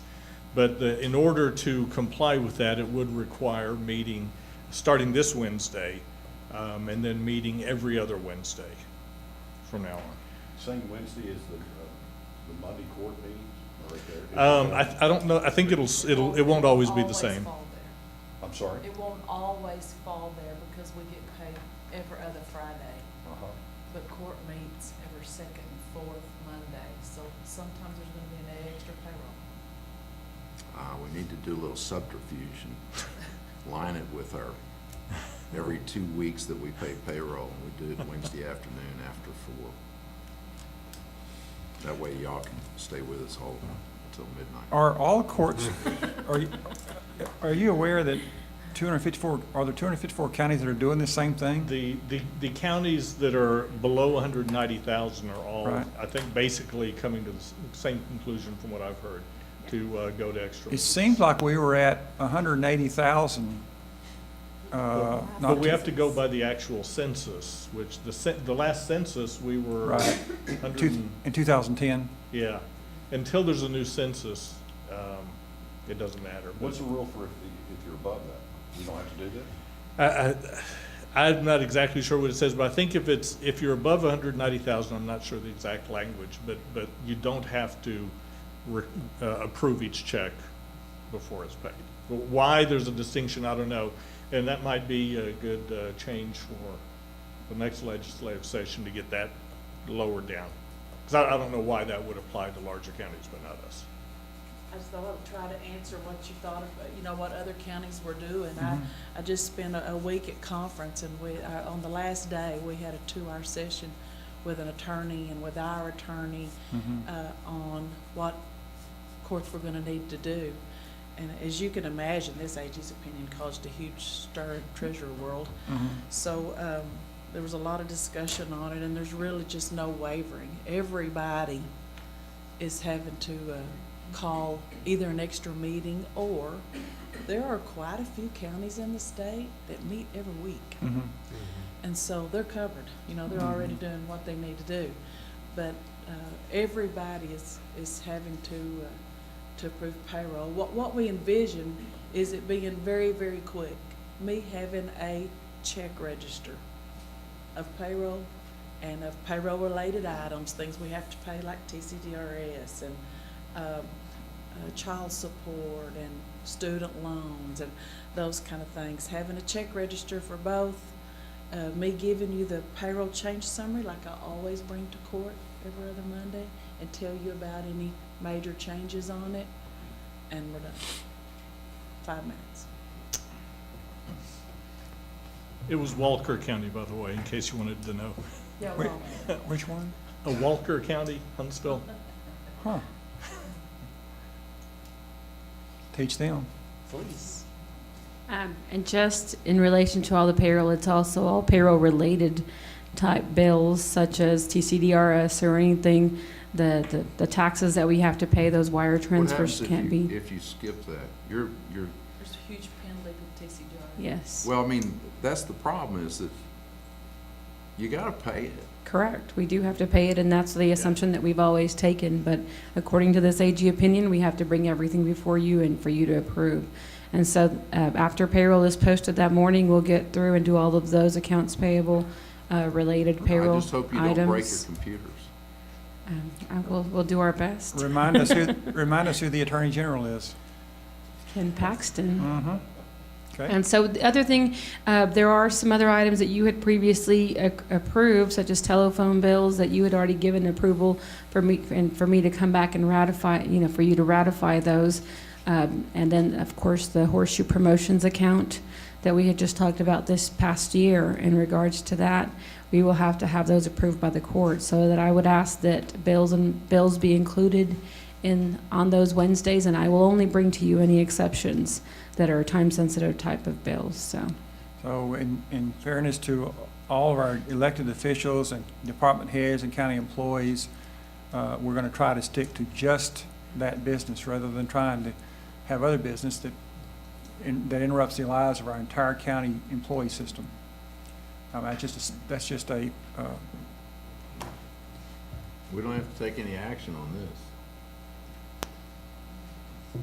They've already put the gun to our head and said, you will do it. We actually, so obviously, Yeah. we don't have to take any action because you're either going to do it or you're not going to do it. What we needed to be sure of is if late Wednesday afternoons was okay with you guys, do you want to make it a set time at 3:30 or at 4 or at 4:15? I'd rather do it at 5 o'clock. No. I can do it at 5 o'clock, that's not a problem. And do you want to be here, 3:30. which this is where all the recording and everything is now. And so, we got to do it here.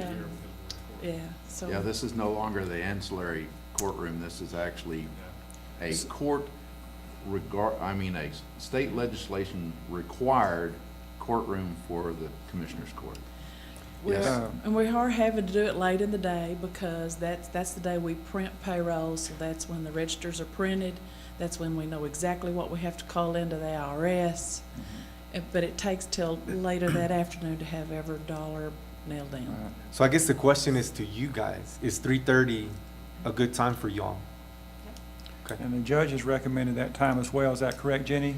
The judge has recommended 3:30 as well, based on his schedule and so forth. We'll work around you, whatever you decide to do. Yeah. I'm good with that, about 5 and 3:30. Yeah, I mean, that's, Me too. as long as you're gonna It's only what, have to do something, you might as well do 15 it. minutes, right? Should be 5. less than that. See, there you go. Whoever will serve as the Be temporary prepared. judge can set a new record. The acting judge. I want to be the acting judge on the first one. Three of you here, you might kind of rotate a little bit. Yeah, I'm gonna suggest that, Call so, each other. yeah. Okay, well, I discuss and take action on compliance with Texas Attorney General Opinion KP 0160. Is there a reluctant motion? We have a very reluctant motion. Very from- reluctant motion. Scott, do we have a very reluctant second? Is that really what you want me to do? Do we actually have to take a vote on this? No, you really don't need to take a vote. I think we've taken the action. The action part was more about if there was gonna be any discussion about when to meet, or somebody had some other idea of it. The wheels are already in motion to have the meeting set. The first one's already set for this Wednesday. I will say, if you're in the audience and you're wondering what this is all about, like why aren't you willing to do that? This is not because we're not interested in working. We actually are on call 24/7 and do receive phone calls 24/7.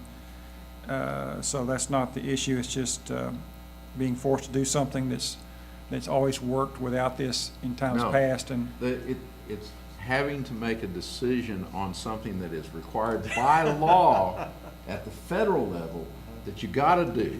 yeah. And the state has already, the TDRS is, by state, is required to do it. And everything's already in motion. You can't change that. Yeah. If you don't pay, then you violate federal law. And this would be another example. Don't ask questions sometimes when you don't have to. Don't stir the water up when things are already working.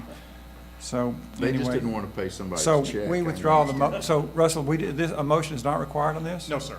Okay, so motion is withdrawn, Scott? Reluctant, very Very reluctant motion. All right, we have discussed item number 32. Item 33, take action acknowledging personnel memoranda.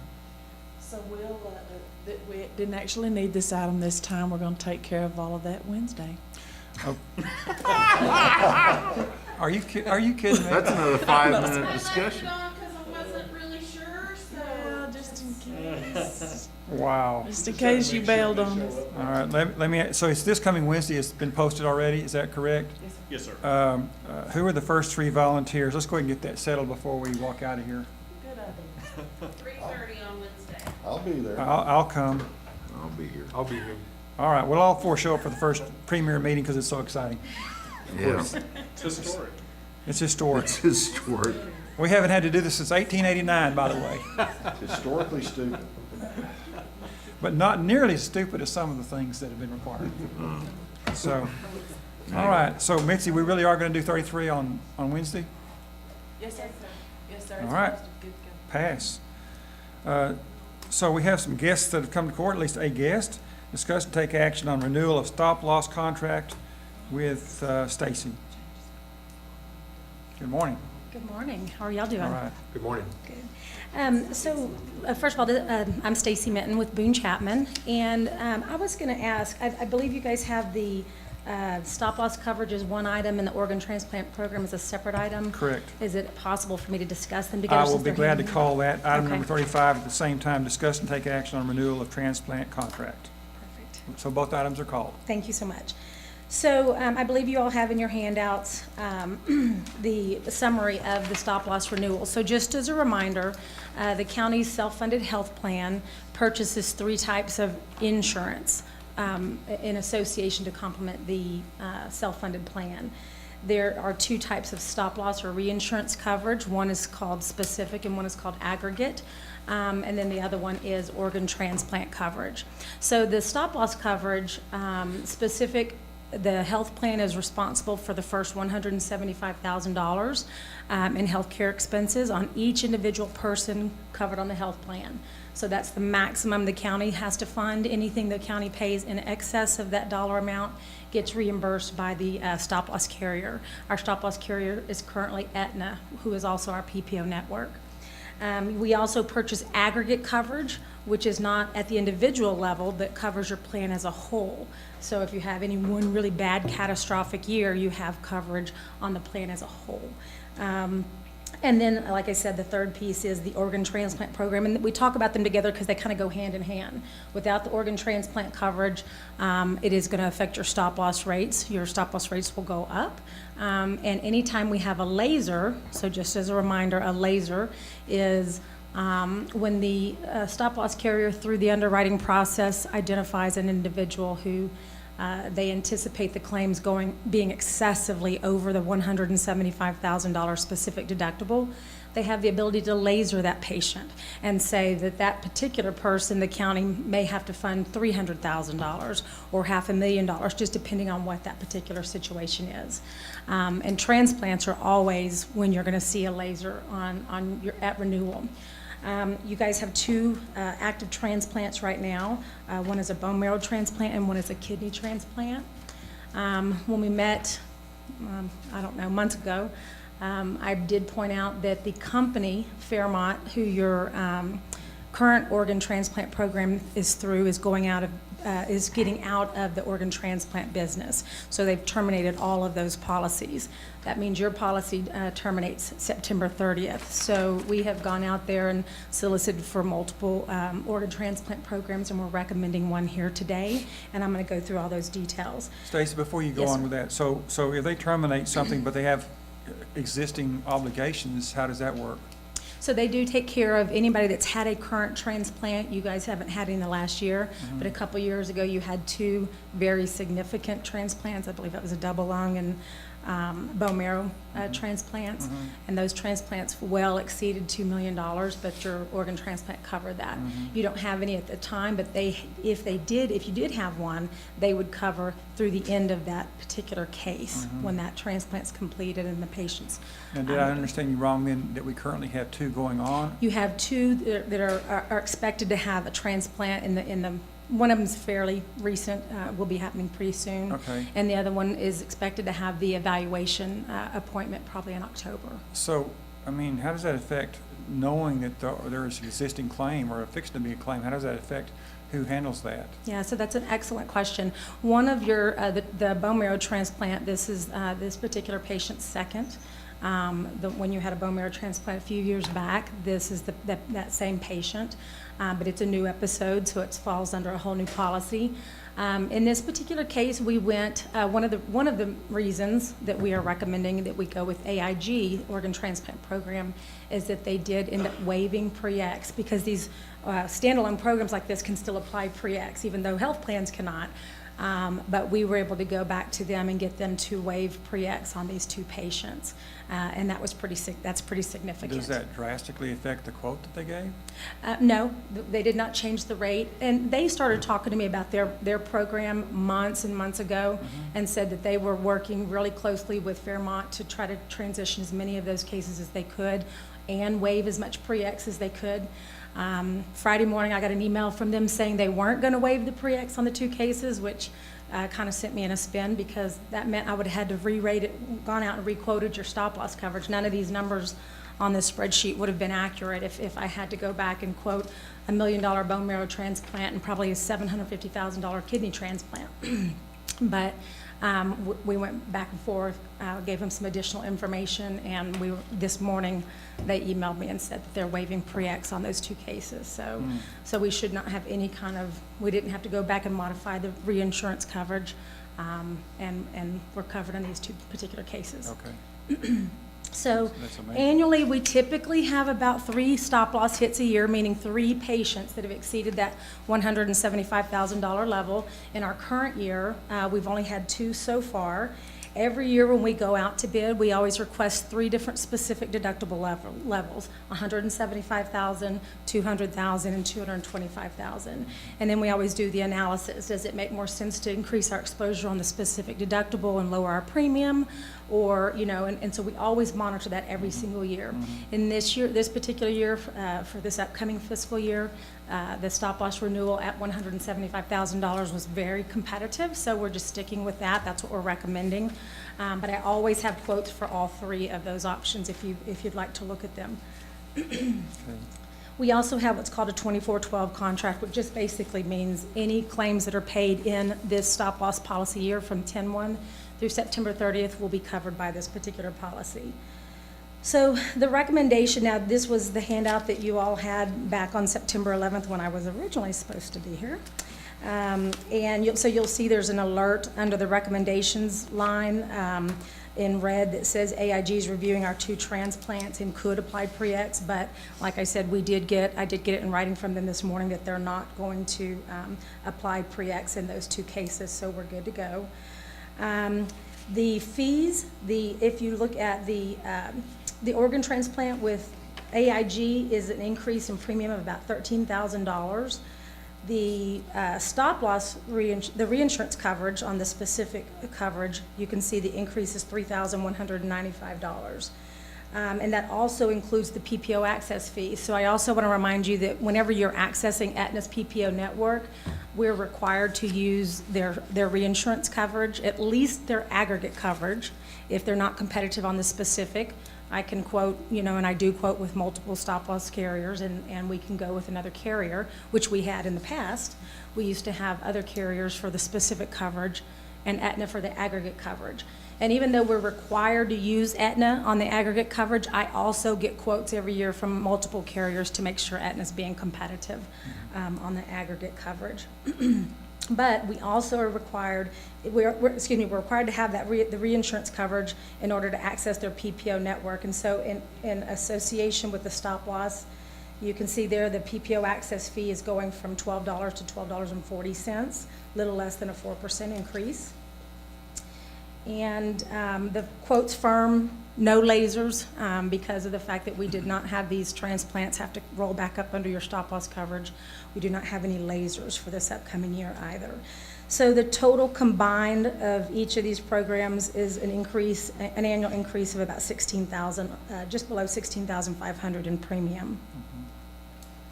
If you turn over to the other side of it, or look at the second page, These are just all the details specifically related to the $175,000 specific deductible options. Section 1, which starts on line 4, I've given you the line numbers, gives you the stop loss coverage information specific to the premium, what the aggregate factor is, which is what makes up our attachment point. Section 2 are the admin fees specific to the PPO access going from 12 to 1240.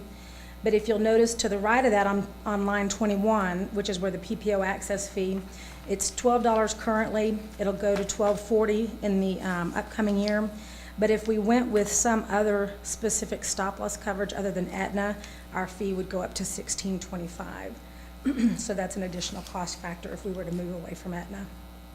And then the section 3 there, which starts on line 25, gives you the specific premiums for the transplant program through AIG. Are there any questions about that? So essentially our recommendation, excuse me, I don't know if I made that very clear. Essentially the recommendation is that the county renew with the $175,000 specific deductible with Aetna for both specific and aggregate coverage, as well as the AIG organ transplant program. Okay. Well, in light of things, I think you've done very well, Stacy. By the way, how are you with your house and so forth? Good, very good. It's amazing how dry I was, actually. Yeah, good. But we all know people that were adversely affected. Yes, yes. I'd make the motion that we renew the stop-loss contract with Aetna. Okay. Second. We have a motion and a second. All in favor say aye. Aye. Motion passes. And then 35. And I'd make the motion to renew the transplant contract with AIG. Okay. Second. A motion and a second. All in favor say aye. Aye. Any opposed? Motion passes. Thank you very much. Before you leave, Stacy, one of the things that I'd been visiting with you about a little bit was trying to add some telemedicine to our healthcare plan for our employees. There are some very amazingly well-working situations where a person can call with a relatively minor items and get from his own couch, not have to leave the house, not have to sit with a bunch of sick people, and even get prescriptions phoned in. Can we start studying that to see what we can add? There's some really powerful companies who are getting involved in this in telemedicine, and I would love for us to be able to offer that to our employees if you guys would take a look at that for us. Certainly, and Mitzi had asked me about it too, and I did tell her that we had some information that we could get together and start that dialogue. Right. I would love for us to really work hard on this. It's pretty, when you wake up with a sore throat, it's always at a time when the clinic or everything else is closed, or your child has a fever, and a lot of things can be handled through a iPad or a phone or and get health immediately rather than waiting for 3 days. Certainly. So I'm excited about doing that. Absolutely. Thank you, Stacy. Okay, now we have a new memo in front of you guys. Discuss and take action pursuant to Texas Local Government Code 81005, setting the dates for regularly scheduled Commissioners Courts meetings for the fiscal year 2017 and 18. And it does include the 2 additional meetings each month, and these will be properly agendized. Discussion, Jenny? Yes, so Russell and Mitzi did a great job of explaining so that these dates would not be such a shock when called. So basically, when I agendized Wednesday's meeting, I called it a special meeting because it was not approved last year within this fiscal year as a regularly scheduled court meeting. But starting next month, those extra meetings will be considered, I believe, regularly scheduled court meetings. Now, I listed in each month which days that we would be meeting. And as you can see, there are some months where payday does not fall within the same week as we already have a Commissioners Court meeting. So it looks, on some of these months, we'll actually be meeting every week. So just giving you a heads up there. So Jenny, I see some months have 5 and some months have 3. How can we get by with 3 in a month? I was going to make a correction real quick, Jenny. Can you look at the one on November 20th? I think that one should actually say November 22nd. Then in March, we should have March 12, 14, 26, and 28. And I think you might have skipped one there. So if we want to look at those real quick, the March 12th and 26th would be Mondays. March 14 and 28 would be Wednesdays. I kind of went back and looked at those dates, but those are the only ones that I saw that are different. So Okay. again, from November 20th, change it to November 22nd, because it should be on a Wednesday, right? We're getting paid on the Wednesday. Ah, okay. That's Thanksgiving.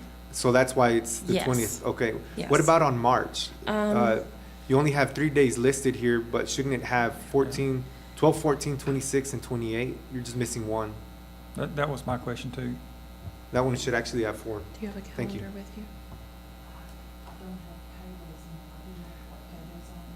I can tell you what paydays are in March. Let me go back to my, because that's what I went back. It's the 2nd, the 14, 16th, and the 28. 30th. So you're already meeting on the last day of February, which is a Wednesday, before that payroll on the 2nd. Then you got regular court meeting on the 12th. And then on Wednesday the 14th, you meet before payday on the 16th. Okay. And then Regularly. you have a blank week. Yes. Yes. And then regular commissioners court on the 26th. Right. And so why isn't there And we one? wouldn't need a 28th. In March, Before right? payday. So we need to add the 28th? Yeah. Is that a correct Okay. thing, March Mitzi? 28th, yes, sir. Okay. Will you email us this correction? Yes, sir, I will. So we can add it to her. That was what I was wondering too, Louise. So, but then the Good. months Thank that, you. the months that we do 5 meetings is because of the 2-week thing, rather than, in other words, every now and then the 2 weeks falls 3 times. Like in January, there's 5 weeks, and Right. it's Right. on the odd week where we don't have court. Gotcha. I Is- will add those and update it at that. Is anybody else, other than the Commissioners Court and perhaps Mitzi or Veronica or yourself, required to be at those meetings? Is anybody, okay, the court, yes, absolutely, the county clerk will be. In other words, has everybody been notified that needs to be notified of this change? I think so. Okay, Well, and when I send out the notices, these will have to go out the Friday before that meeting, that Wednesday meeting, because come Monday morning, that's not enough time to meet the. right, so you'll just add it to your normal, Yeah, so I will post it on Mailing. Fridays, and I send it to all department heads and elected officials and agenda. I have a list for agenda items, and then I post it on the website, just like I would a regularly scheduled so court you're meeting. probably very excited because you get to see us an extra 2 times a month. I am thrilled. Yeah, I thought that. Good answer. I thought so. Good response. Okay, any other further discussion from court before we act on this item? Let's go ahead then. I'll entertain a motion on item 36 with the adjustment as spoken of. Motion to approve the dates for regularly scheduled Commissioners Court meetings for fiscal years 17 and 18. Second. We have a motion second. All in favor say aye. Aye. Any opposed or abstains? Motion passes. 37, discuss and take action on proposed Midland County holiday dates for the calendar year 2018. Yes, so these are actually calendar year holidays. They will start January 1, 2018. Okay.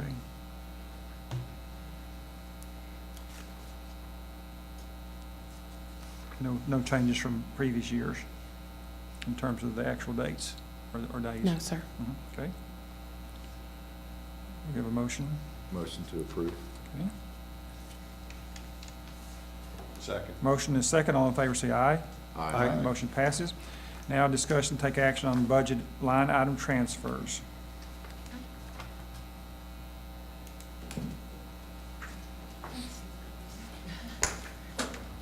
I do have some exceptions to bring to your attention this morning. On page 1 of 54, line item transfer number 9,045, because it is moving money out of contract services in the combined Commissioners Court budget into the county judge's publication. Explanation or description indicates for Star Telecom subscription for legislative updates. The next one that I have to bring to your attention is on page 21 of 54, line item transfer number 60, or 9,236. And it is moving money out of the purchasing department into the fleet maintenance fund. I think they are needing to cover non-targeted tire replacements. I would ask that 2 additional lines be added to this line item transfer because it is going from one fund to another fund. I need a 10005 non-departmental 9801 transfer out. And in the 708 fund, which is our fleet maintenance fund, 4801, which is a transfer in, because it is going from one fund to the other. Both of those lines being $2,565. So I can go ahead and all the accounting, make sure it all works. Now I have on page 22 of 54, a budget amendment, line item transfer 9241 for the sheriff's office. This is all for unforeseen revenue is what they're indicating, so they are budgeting for both the revenue and the expense. That is the case for page 22 of 54, budget line item transfer 9241, 9242 on the next page, 9244, and 9245. Those are all budget amendments based on new donations that were received for the sheriff's office. The next exception I have is on page 35 of 54, line item transfer number 9277, and that is moving money out of the HR budget into non-departmental to cover additional longevity prize costs is what's indicated on that line item transfer. On page 39 of 54, line item transfer number 9308, and that's money coming out of facilities into the Sheriff's Office CID department, 3,407. It indicates 2 laptops for the evidence room for inventory purposes. So they are moving money out of facilities into SOCID. So I'm bringing that to your attention. And on page 50 of 54, line item transfer number 9336, it is moving money from facilities into the horseshoe, and all the explanation that is there is just to cover end of fiscal year expenses. And I think they are increasing the electricity, the water. There are equipment rental and equipment maintenance moving into the horseshoe accounts. So I don't know any further than just to cover year-end expenses. That is the explanation provided. That is all I have. I want to point out to the commissioners, line item transfer page number 49 out of 54. I want to make sure you guys are aware of that one. It's moving $40,000 from salary employees into outplacement services for juvenile probation. So it's 40,000 out of salary into. Would you check that line? Which page again? That's Number 40. 45 out of I'm sorry, number 45 out of 54. Okay. And then the other one is number 49 out of 54, which also shows a decrease of $1,000 from salary into $1,000 into education and training, again for juvenile probation. I just want to make sure that the commissioners are aware of those 2 transfers.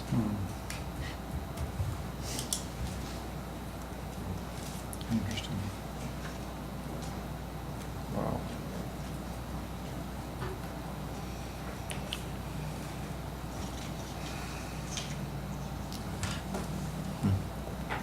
Is that going to be an every month affair, or is that a one-time event? For what? For the $40,000 transfer? Out of juvenile probation or detention? I'm not sure of that.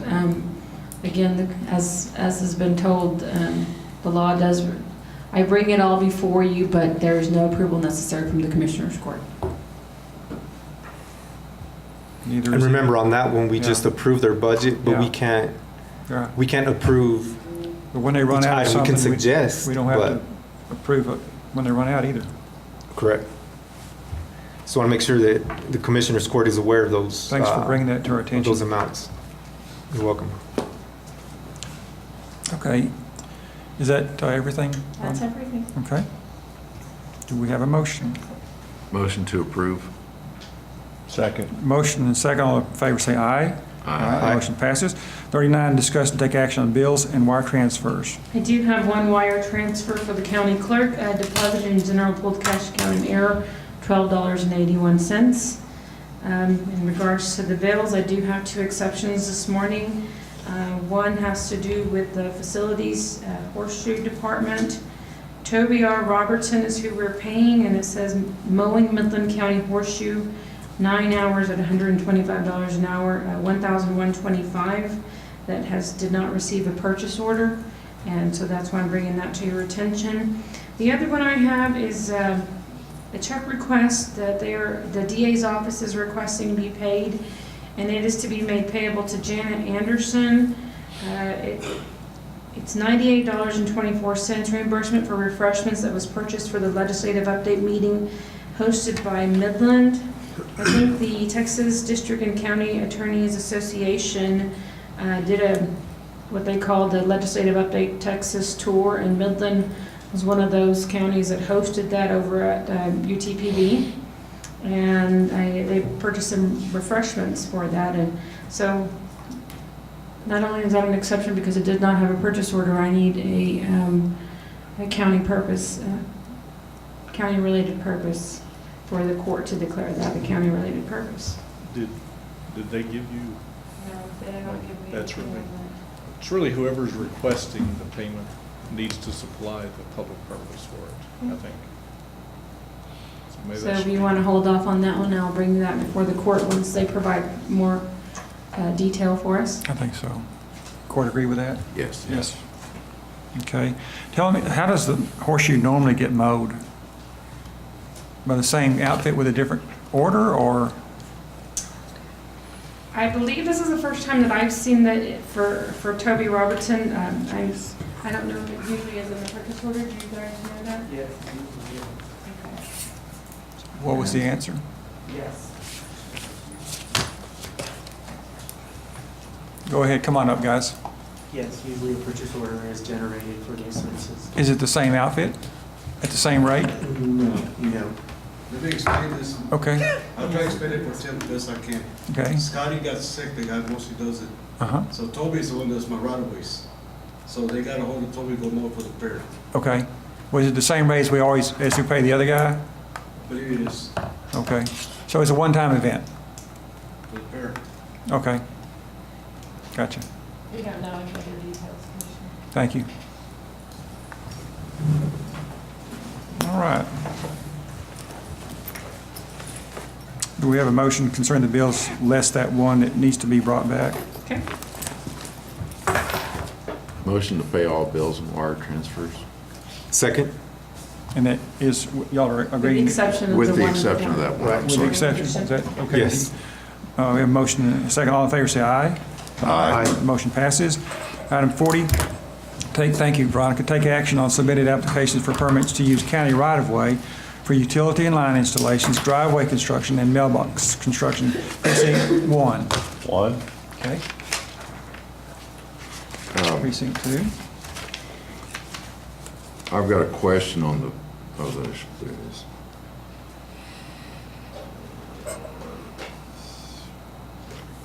I have 2. Okay. Precinct 3. I've got 4. All right. And as far as I know, precinct 4 has none. So do we have a motion to approve all of these? Motion to approve all? Second. Motion second. All in favor, say aye. Aye. Motion passes. Thank you. All right, we do have 2 executive session items. I believe, if I'm correct, one would be... Sorry. I'll be quick.